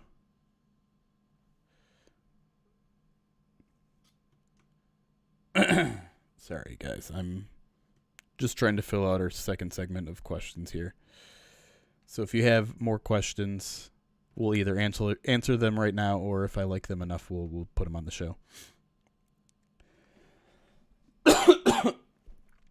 Compare the relationship between Campbell and Holmes with other head coach GM relationships, either throughout the league or throughout Lions teams of the past. It would be hard for me to do that for other teams because I don't know. Right? Yeah, I can only think of 2, and that's just because I've kind of studied their teams. Yeah. For a variety of different reasons. I can only think of 2 off the top of my head. And I mean, if you don't want to address that on the podcast, the first one that popped in my head is John Schneider and Pete Carroll. I felt like those 2 were very in lockstep, which is why they had success for a long time. The other one is Snead and McVay. Right. They very much. I mean, look. Remember when they didn't have like a pick until like the 3rd day, and they did a podcast, like a live podcast together, watching the draft? Like those 2 have a very good working relationship, and they understand how to get the most out of each other. So like those 2 jump out to me as ones that I know. Right. Now, are there more? Maybe. But like, there's a lot of teams that don't have it. Yeah. Like in the division, there's a lot of teams that don't have that connection. Which is why I'm not as worried about the division as, as some others. I want to say the Lions got incredibly lucky, and I think in some sense they did. Like, even when they made these decisions, I don't think they would have envisioned this pairing being so simpatico as they are. Yeah. But what was, I think it was a unique style of hiring. Yeah. Right? Sure. Like the things that they were seeking, that they valued in both these candidates, made it so that there was almost certainly going to be some sort of what's the word I'm looking for? Compatibility. Similar lines of things. Yeah. Mm-hmm. Between the hires. But again, like, to me, this is like how the way that they interact is like these guys must have been like childhood buddies. It's crazy. Yeah. And that's hard to, it's key, it's essential. And that was the point I made when Bob Quinn fired Jim Caldwell and hired Matt Patricia. I'm like, okay, I understand hiring a former Patriots coach is a bad thing, but lot of the reason those have failed in the past is because the GM didn't get along with the head coach, and so this one has a fighting chance. Now, of course, I turned out to be incredibly wrong there, but I do think it, if Matt Patricia had an ounce of leadership in his body, maybe that could have worked, because I think on the very basic level, like the GM and the head coach were on the same page, which is a very important first step. I do find it interesting. Like, I think the Chiefs and the Steelers, how their relationships between their GMs and coaches also are very compatible. But I do find it interesting that, like, in a traditional sense, the way we've always looked at how things get hired is you hire the GM and the GM hires the head coach. And some of those successful organizations that have been successful for a long time actually don't do it that way. Yeah. And the Seahawks are a good example. Like, they hired Pete Carroll before they hired John Schneider. And Pete actually had some like say in Schneider actually coming in. And so there's not, I do wonder if, like, the NFL, falls into this line of like groupthink, and this is the way it's always been done, and this is the way it should be done. Yeah. And this was such a different approach of finding, this is the type of person I'm looking for. And look, I found that type of person for this job. And look, I found that type of person for this job. And well, lo and behold, they get along, make best buds. And so it's unique in how they approach it. And I wonder if more teams will look at it that way, right?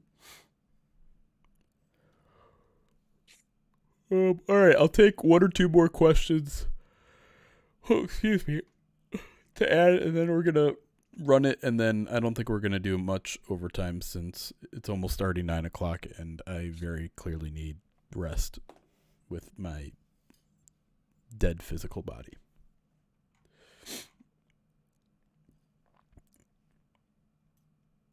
I like that one, Ed. We'll take that one, Ed. I do need NyQuil. I need a lot of things.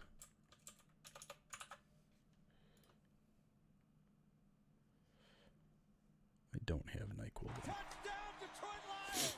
T4L1X. I don't know if there's a way I can pronounce that. Talix, maybe? Thank you for subscribing with your Twitch Prime. Grit. I had COVID 2 days ago, and I was podcasting live until 12:30 at night after only getting 2 hours of sleep the night before. That's frickin' grit, all right? How dare you question my gritness, my gratitude.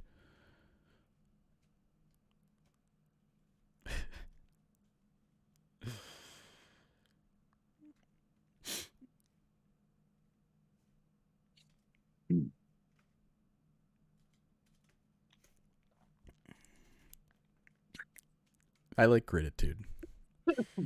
Okay. All right, MJ. Have you seen people, some of the Rams fans reaching on the saying that Dan Campbell's speech of biting kneecaps is a hidden code for his players to go after opponents' kneecaps? Jesus Christ, man! People, like, it's unbelievable the lunacy that you're seeing.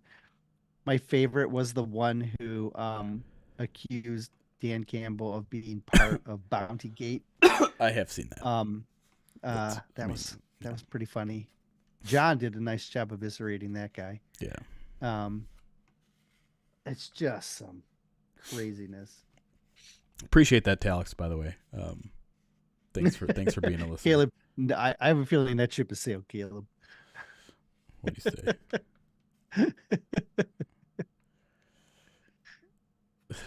Yeah, no. I mean, you guys pounded that guy to a bloody pulp on Twitter. Well, what? Dan, I don't know why you posted that in the chat, but I appreciate any Naked Gun references. So, can I tell you that I don't even know if I told you this? Your guest. Mm-hmm. I reached out to him earlier in the week, actually, before you guys put him on as a guest. And I was trying to help him understand some nuances on a report that he was running with that was false. And I reached out to him and I was like, hey, I want to make sure you have all the information on this story that you're running with. And he blew me off. And so I was like, all right, that's cool. Was it the Stafford jersey ban thing? Yeah. I was like, hey, look, what you've written isn't right. So I'm like, let me just tell you, like, and I tried to give him some information, and he didn't want to hear anything about it. He wanted to believe what he believed and then go. And I was like, all right, cool. All right. Great. Well, Lions play the Rams again next year at home, so I'll start. I mean, we'll since every other Detroit Lions podcast won't be breathing down Jordan Rodriguez's neck that week like they did last week. Maybe we can get her. I talked to her for a solid 10 to 15 minutes before you showed up. I didn't get to talk to her. I'm kind of upset with myself that I didn't. Fantastic. Yeah. It was so she came down to go to her seat, and she walked by and we kind of exchanged hellos. Yeah.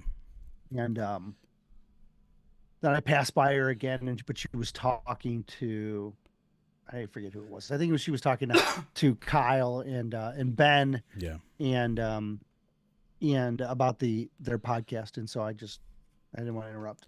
And then I caught her again another time, and man, she was so nice, so complimentary. She was like, I want to keep covering a team in the playoffs, so like I'm excited. I hope the Rams win because I want to keep covering the team. But she's like, but if they're going to lose, like, you guys have such a great story and you guys are so passionate. She's like, it would be really it would be really fun to watch the Lions go and run with it. She's like she was very just like nice. Like she was like from a self, you know what I mean? Like there was no phoniness to her. She was very genuine, and it was great. Yeah. Like we run into people all the time, and some of them are really cool and some of them are just like standoffish, and she was very approachable, and it was easy to see why she's as good as she is at her job. Yeah. And she is very good. She's such a good storyteller. That's the way I put it.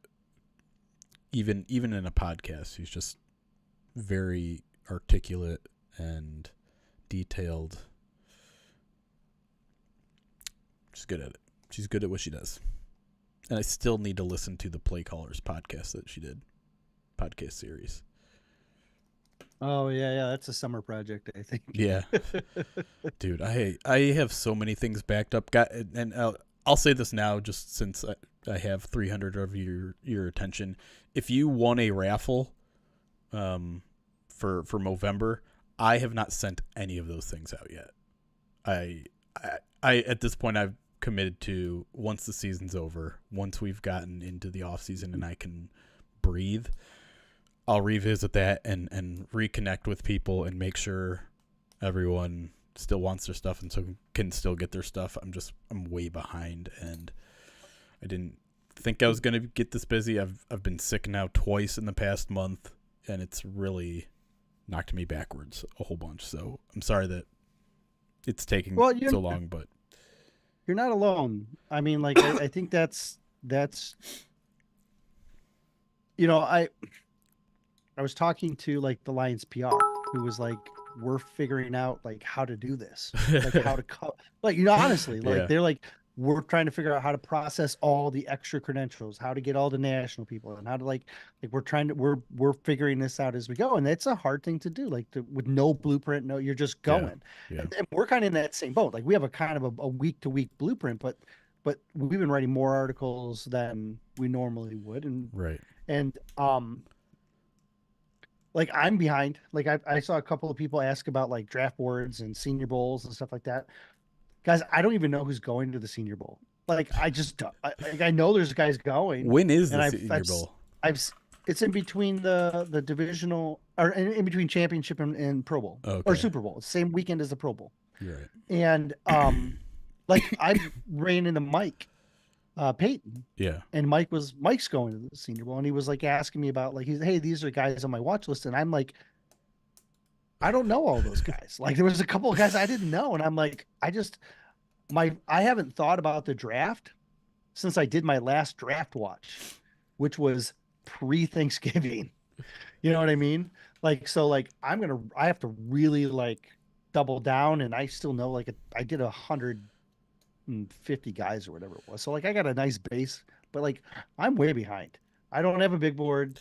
I don't have a watch list for the Here's the thing, though. Senior Bowl. I just don't. You're behind compared to other draft nicks, but you're just where you should be as a normal adult, because the draft is still more than 3 months away, and there's no reason to have to be so deep into draft research in January.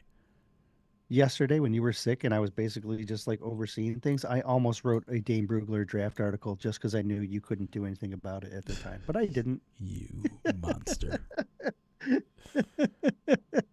I tell you, there's even if I wanted to do more research on the draft right now, I physically cannot. Yeah. There's just too much to do.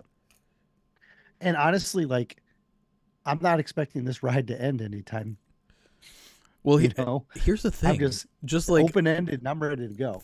If they win this week, they're going to be playing on January 28th or 27th or 28th. Like, that alone is so ridiculous. I mean, like 10 years ago, that sometimes that was when the Super Bowl was being played, like that deep into January. When is the latest into January that they've played in history? That would probably tie it, right? I mean, passed it. It would probably pass. Well, let's find out when the when their NFC Championship game was.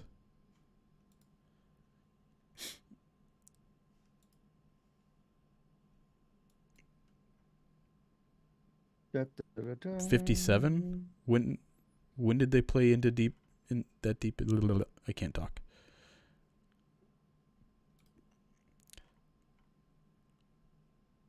All right, so the NFC Championship game. No, so 57. They only played into December. January 12th. So this is all. I think. Yeah, this next game is the deepest into January they've ever played. The 21st. Look at that. Actually, last week was January 14th. They had never played that deep into January.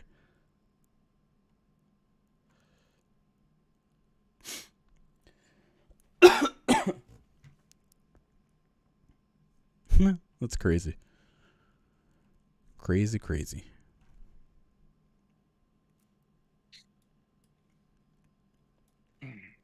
Anyways. Do we have enough questions? Because we should get back into it. All right. All right. If you want to keep asking them and throwing them in chat, that's fine too. Thank you for the extra 100 bits. Avoid Nick. I'm just going to say thanks for 100 bits.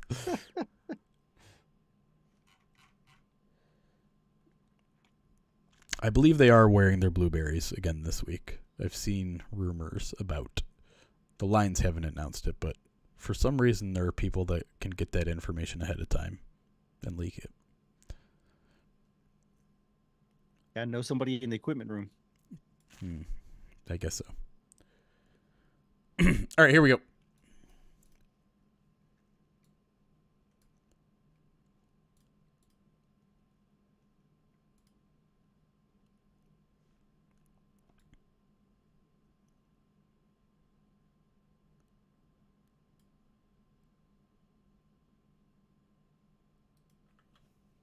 And we are back here on the Midweek Mailbag, preparing y'all for Divisional Round Weekend. Lions versus Bucs this upcoming Sunday at 3 p.m. Eastern on NBC.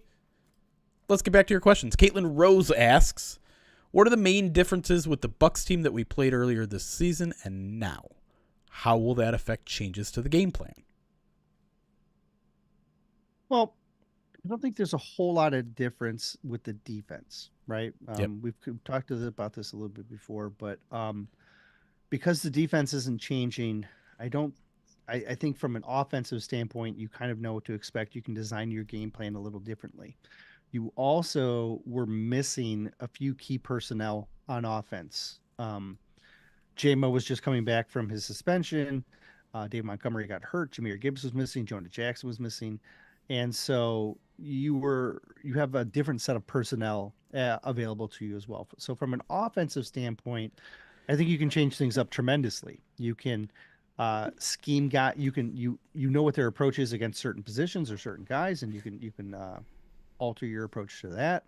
You can show them looks that they hadn't seen before, but maybe I guess would have only seen on tape. So there's lots of things that you can do offensively to create opportunities. I think on defense, you're facing a much stronger offense than what you saw in Tampa that long ago. Baker is playing, I think, with more confidence. I think he's more accurate. You have a healthier set of receivers because I believe Mike Evans was banged up in that game, if I'm not mistaken. Yeah. And they're still lacking a running game, but their passing attack is more aggressive, and it's finding more success. So an unfortunate part is that plays right into your biggest weakness. So you're going to have to find ways to create pressure, and you're going to have to find continue to stop the run, but you're going to have to find ways to create pressure, because if you don't create pressure, you're going to leave your secondary vulnerable to what we've seen over the last few weeks. Yeah, and it's not. I'm mostly there with you entirely. Like you said, I don't think the defense is going to be really changed at all. Todd Bowles has been there forever, and they're just they are who they are. They've got the same fantastic personnel really at all three levels. Maybe most weak on the outside, kind of like the Lions are. But yeah, when it comes to the Bucs offense, I think there's a certain level of comfort that Mayfield has now, and it's not surprising that he kind of caught it right around the midway point of the season, right? Because when did Jared Goff start playing better? Once he had developed some chemistry with his new receivers, right? Remember, this is Baker Mayfield's first year in Tampa, so there is a certain amount of acclimation period where he has to get used to the offense, get used to his receivers, get used to the cadence, get used to the route running of everyone around him. And so that has almost certainly improved since, week 6, when he had only played 4 regular season games with his teammates up until then. So schematically, I just don't think there's going to be that much difference in who they are. I don't think they have a lot of, I don't want to say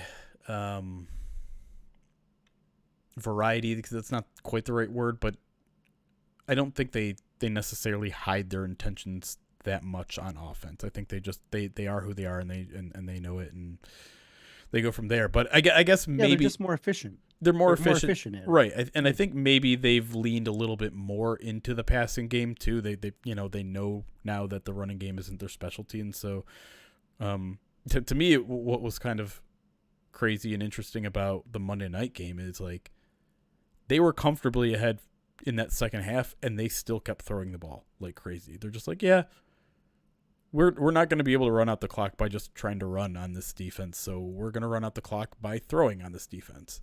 And that's something I think you can see in this game, where hopefully they're not in a situation where they need to run clock, but more so, they're capable of moving the ball, even if it means abandoning the run for a certain stretch of period.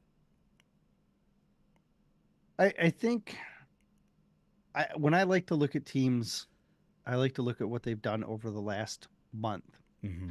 And they had a lot of success against Philly, who was an absolute disaster. Yeah. And so they put up 32. The other playoff team, or I guess was Jaguars, were borderline playoff, right? Yeah.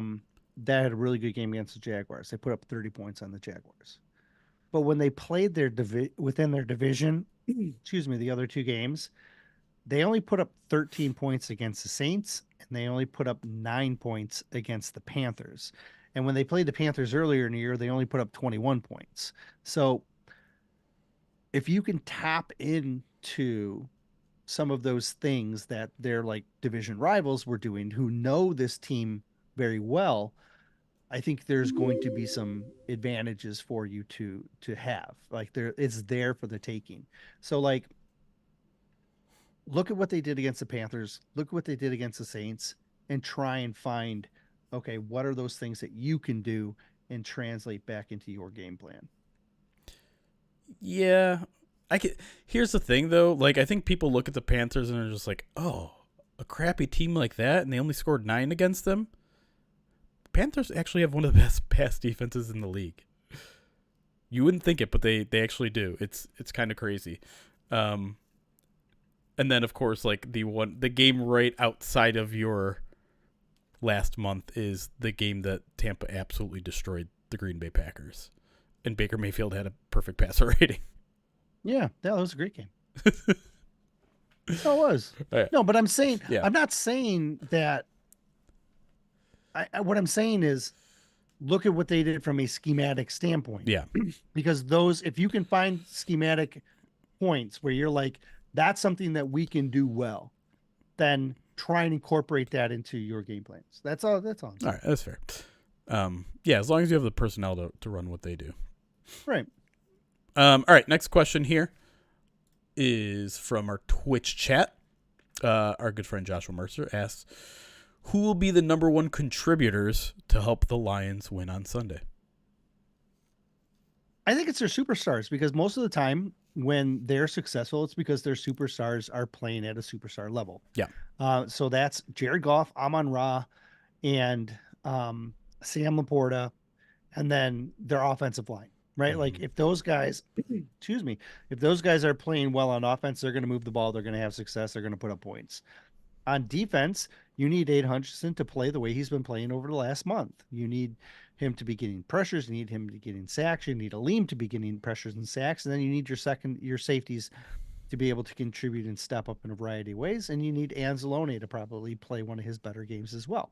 So the superstars, those guys have to come out and play, because it's very rare that that the Lions have seen a guy just come out of nowhere and all of a sudden be like, holy cow, look what he can do. It's only happened once this season, right? With Iffy. Right. And that's it. Beyond him, it's been when they win, it's because their superstars are playing at a high level. It's interesting you mentioned Iffy, because he was actually one of the guys I was thinking of, because not saying that Aiden can't get it done this week, but while I don't think the Bucs have a great offensive line overall, they have 2 pretty good tackles in Tristan Wirfs and Luke Gadecki. So it's going to have his work cut out for if he's on the edge a lot. And you'd love for someone in the middle to stand up, and maybe this is a game where Aleem McNeil can have one of those like crazy breakout games where you're like, oh my God, if he can do this every week, he'll be the next, Lawrence, he'll be the next whoever. But to me, like, a lot of things need to be fixed, needs to be cleaned up on the back end. A lot of disruption needs to happen on the back end, and whether that means sending Iffy on blitzes, whether that means Iffy making a play with, stepping in front of a ball for an interception. I think the Lions are going to need a turnover or 2 in this game, because I do think in general the Bucs are going to be able to throw the ball. It's where this defense has been trending for the past month. Sure. And the reason they've been able to still win these games despite the lack of, stops on third downs and giving up 300 plus passing yards is they are getting those disruptive plays, whether they are sacks, whether they're pass breakups, whether they're interceptions. They're able to do enough to get off the field 2, 3, 4 times a game, even if it means giving up scoring drives every other drive of the game. And it's been enough because their offense is good enough. So To me, it's whoever is going to make the most disruptive plays for you on defense, and it could be Aiden Hutchinson. He certainly is a candidate to do that every single week. But if he has kind of been the second most disruptive player over the past month or two, and so I think he's probably a pretty good answer on defense. Offensively, I mean, pick your poison, man. It can be any one of those guys any week, and it might be multiple of them per week, right? Amon-Ra is just a given. Amon-Ra is going to get at least 80 yards in this game because that's what Amon-Ra does. It'll be interesting to see how healthy Laporta is. We were just talking, I believe that was off air, about the Bucs giving up a ton of yardage and touchdowns to tight ends this year, and so it's potentially a good matchup for him. But I'm also interested in like, can the Lions get the run game going this week? I don't think Dave Montgomery is in for a big game because I do think this is one of the best run defenses in the league, but it's not going to stop the Lions from trying. So if he can get it going, then like, Lions aren't going to lose this game. If Dave Montgomery even gets like 65, 70 yards, I think game's probably over. I think that's going to be hard. I do agree with you. Yeah. I wanted to go back to the defensive part of what you were saying, talking about the interior. I think their interior offensive line is really where they're at the weakest, and that does create an opportunity for St. Brown. I'm sorry, St. Brown. So for Aleem McNeil, and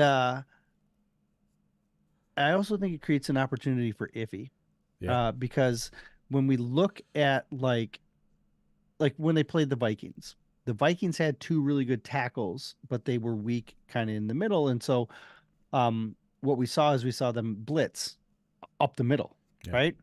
And so that's the same type of mentality I kind of expect them to have, is if you have two really good tackles and your edge guys aren't getting consistent pressure, then you have to bring pressure up the middle. And if Aleem can do it on his own, great. And if he can't, then you blitz up the middle. Like, you don't have to blitz the edges. And so that attack, though, is going to have to be what gets the defense stops, because their secondary is what it is. And they're not playing good enough right now. And so getting disruption up front is going to be huge. And the weakest points are that center guard, guard center combos that they have right up there. And so find ways to expose that.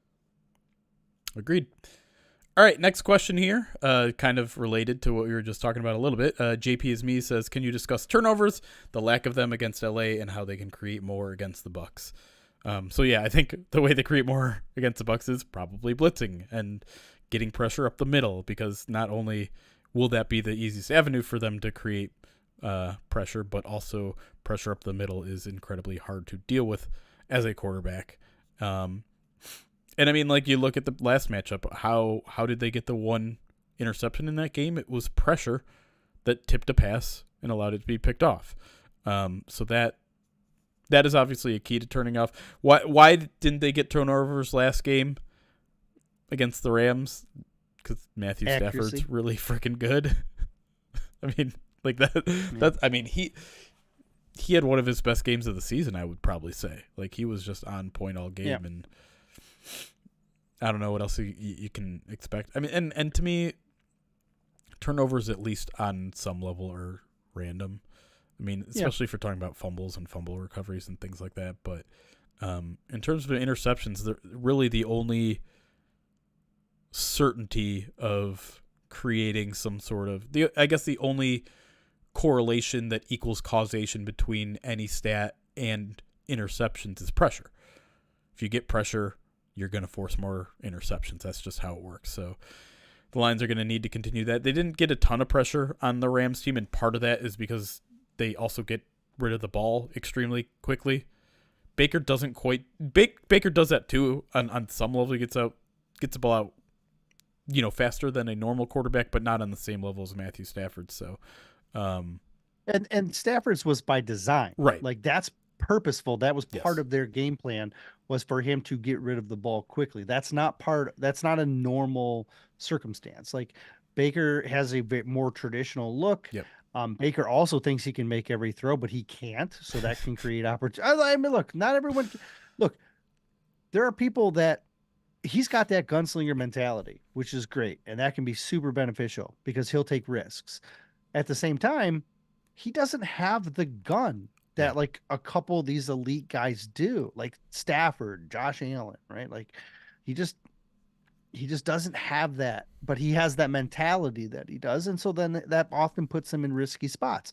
Now, the nice thing for Tampa is that they have a couple of receivers that can go get it. Right. And that's one of the reasons they've been successful. So the Lions have been very aggressive in trying to get turnovers. They just didn't get any. Like Kirby had that one that everyone was screaming about pass interference where he tried to go through the guy to get, like, he almost had that one, the tipped pass that popped the ball. Like, that's an opportunity that they were just inches away from getting at the goal line there. And so they didn't get any. They had 8 in the previous 3 games, I think is what it was. Right. So they didn't get any last week, I think. And a lot of that was just Stafford was dealing, but I do agree that they've been trying to create them. You saw a lot of them punching at the ball late in the game and stuff like that, but it didn't fall their way last game. Yeah.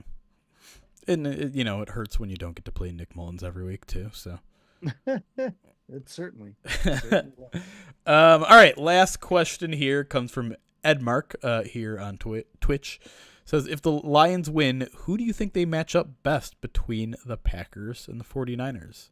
Let's dream a little bit. Let's talk NFC Championship. Obviously, we've seen this team play the Packers twice. They blew them out in the first one and almost let them back into that one. But the Packers pretty much controlled the second one, and they seemingly have been a much different team since that Thanksgiving matchup.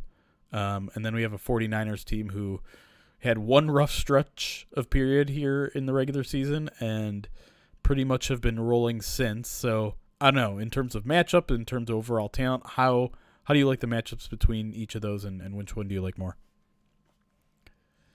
I think I like the Packers better because it's an opponent that they know. It's an opponent that we know. It's a young team, like the second youngest team in the league or something like that. Youngest team in the playoffs by far. Right. They don't have a lot of experience at the receiver position, and then you have a young quarterback who's just in his first year as, running the ship. So I think the Lions, and then you added in the fact that it would be at home, but even if you put on a neutral site, I still think it would be the Packers. The 49ers, in my opinion, are a complete team, are probably the most complete team out there. They don't have a lot of weaknesses, and while they have run through some stretches during the season, like that 3-game losing streak that they had, they're playing at a very good level right now, and I think they're a scarier matchup. Even though I do think they're kind of designed in a similar way to the Lions, I still would rather face the Packers for all the reasons I just mentioned. Yeah, to me, they're just the 49ers are just such a well-balanced team too, right? They're they can run the ball, they can throw the ball, they can defend the run, they can defend the pass. They got pass rushers, they got good coverage guys. Whereas the Packers, I mean, Jordan Love has been carrying that team for the past 2 months, and I'm not trying to take anything away from Jordan Love. He's been phenomenal. He's been fantastic. But they're just kind of okay at running the ball with Aaron Jones back. They're a little bit better at it. And their defense, like I don't care how they've performed in the past 2 games. They're not good. It's not a good defense. Maybe they're better than some of the, extreme lows that they had earlier in the season. But I still think they are a well below average defense. And if that's the case, then the Lions are going to have a fighting shot no matter what. Whereas I could see the 49ers hold the Lions to under 20 points. They've got that much talent on the defensive side of the ball. So I'm not saying that the Packers don't have a chance to beat the 49ers. They're hot. They're playing really good football right now, and who knows? You're facing a 49ers team that has really, the starters haven't played in 2 weeks. Yeah, be some rust there. There could be some rust there, but if we're talking, a week from now where both teams have played an additional game, I would still rather face a Packers team. Not to mention, like, be a lot more satisfying to beat the Packers. I mean, it's going to be satisfying no matter what if we're talking about the Lions playing in the Super Bowl, but to do that while knocking the Packers out of the playoffs for a second year in a row, that is the highest of highs for a Lions fan. How many times have the Niners have knocked them out more than just the last couple? Aren't the 49ers like the Packers kryptonite too? Yes. Like, haven't they knocked them out like 3 times or something like that? Or something like that. I know Packers fans have a ton of PTSD with that team. But I think that'll do it. I think we made it.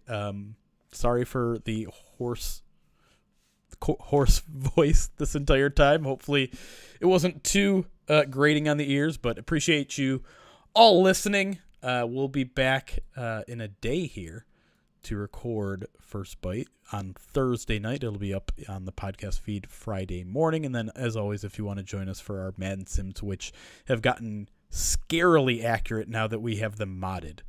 Our modded version of the Madden Sim, I believe, is now 5-0 in correctly predicting the outcome, and was like 3 points away from the actual outcome in the wildcard round. So if you want to go watch that, head over to our Twitch and YouTube pages. Saturday morning, 10 a.m. Always a fun time. But until then, I'm Jeremy. That other guy is Erik. We love you guys. It's chaos. Be kind. Recording stopped. I don't know I figure out the Madden Sim line in the moment. I have to base it on several things. One, if the mod is working. I never know if the mod is going to work or not, because when Madden updates, like, it sends the mod developers in a panic because it sometimes no longer works. And then I have to see like what the actual overall rating is for each team's, and I don't know that yet.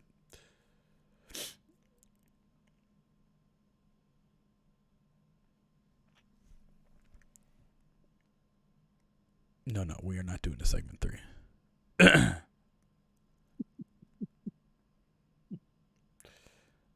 In fact, I probably would like to get out of here ASAP and then go straight to bed.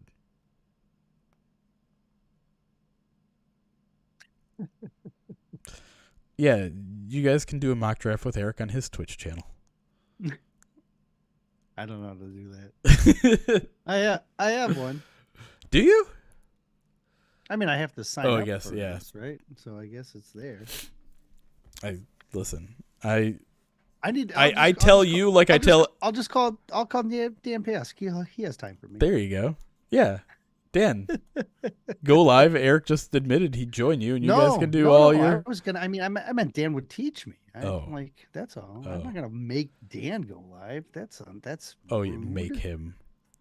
He'd be thrilled.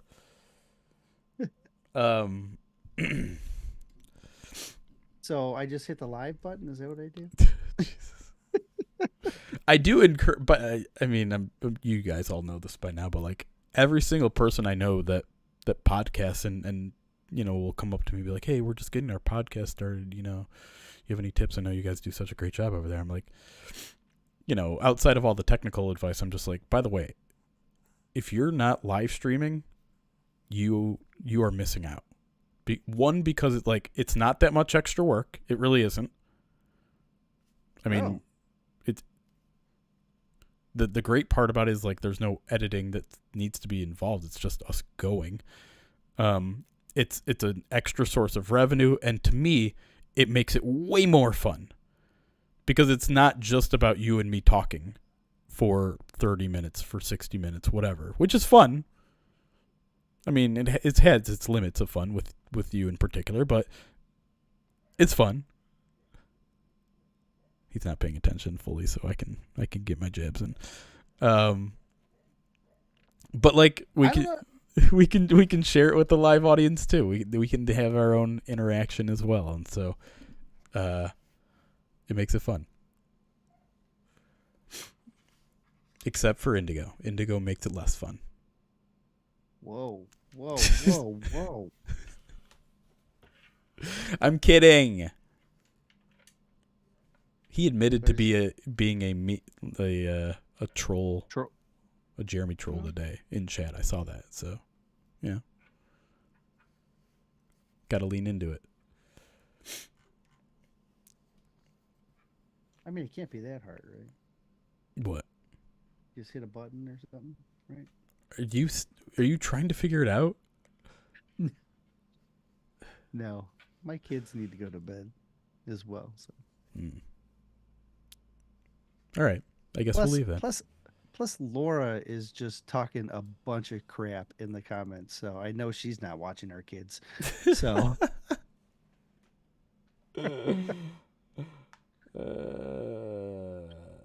All right, I was gonna look at if we want to rate anybody, but I don't feel like it. So, guys. Oh, Dan Pass just jumped online. I'm just kidding. What do you mean? He didn't. I was just kidding. You can't even tell that on Twitch. Oh wait, yeah, you mean okay? He's live, not online. Yeah, weird. It says offline, so it doesn't. Oh, so it goes offline to live. Oh, Jesus. Yeah. I'm old. I get it. Watching you. Yeah, I know. Thank you. Can you hear my child? I sure do. I'm watching you. Yes. Yeah, she was telling me that. Yeah.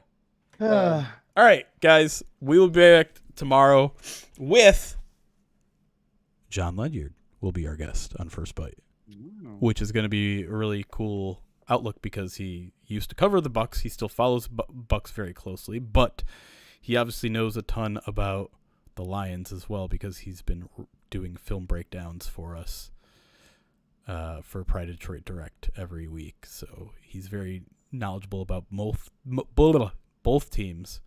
And so he should have a pretty unique perspective that we'll pick his brain for 40 minutes or so. Yeah, but until then, I think that's going to do it for us tonight. Hopefully I can get a good night's sleep and become symptom-free by Sunday, please. That would be very nice. I would like to go to a very important football game. All right. Guys, take every medicine they have. Take them all. Yeah, whole shelf. I'll just be a vegetable in my seat, but I'll be there. All right, guys. Thanks for joining us, everybody. Appreciate you. Appreciate all the subs, bits, follows, all of that sort of stuff, and just views. Just you being here. It's all very important and nice.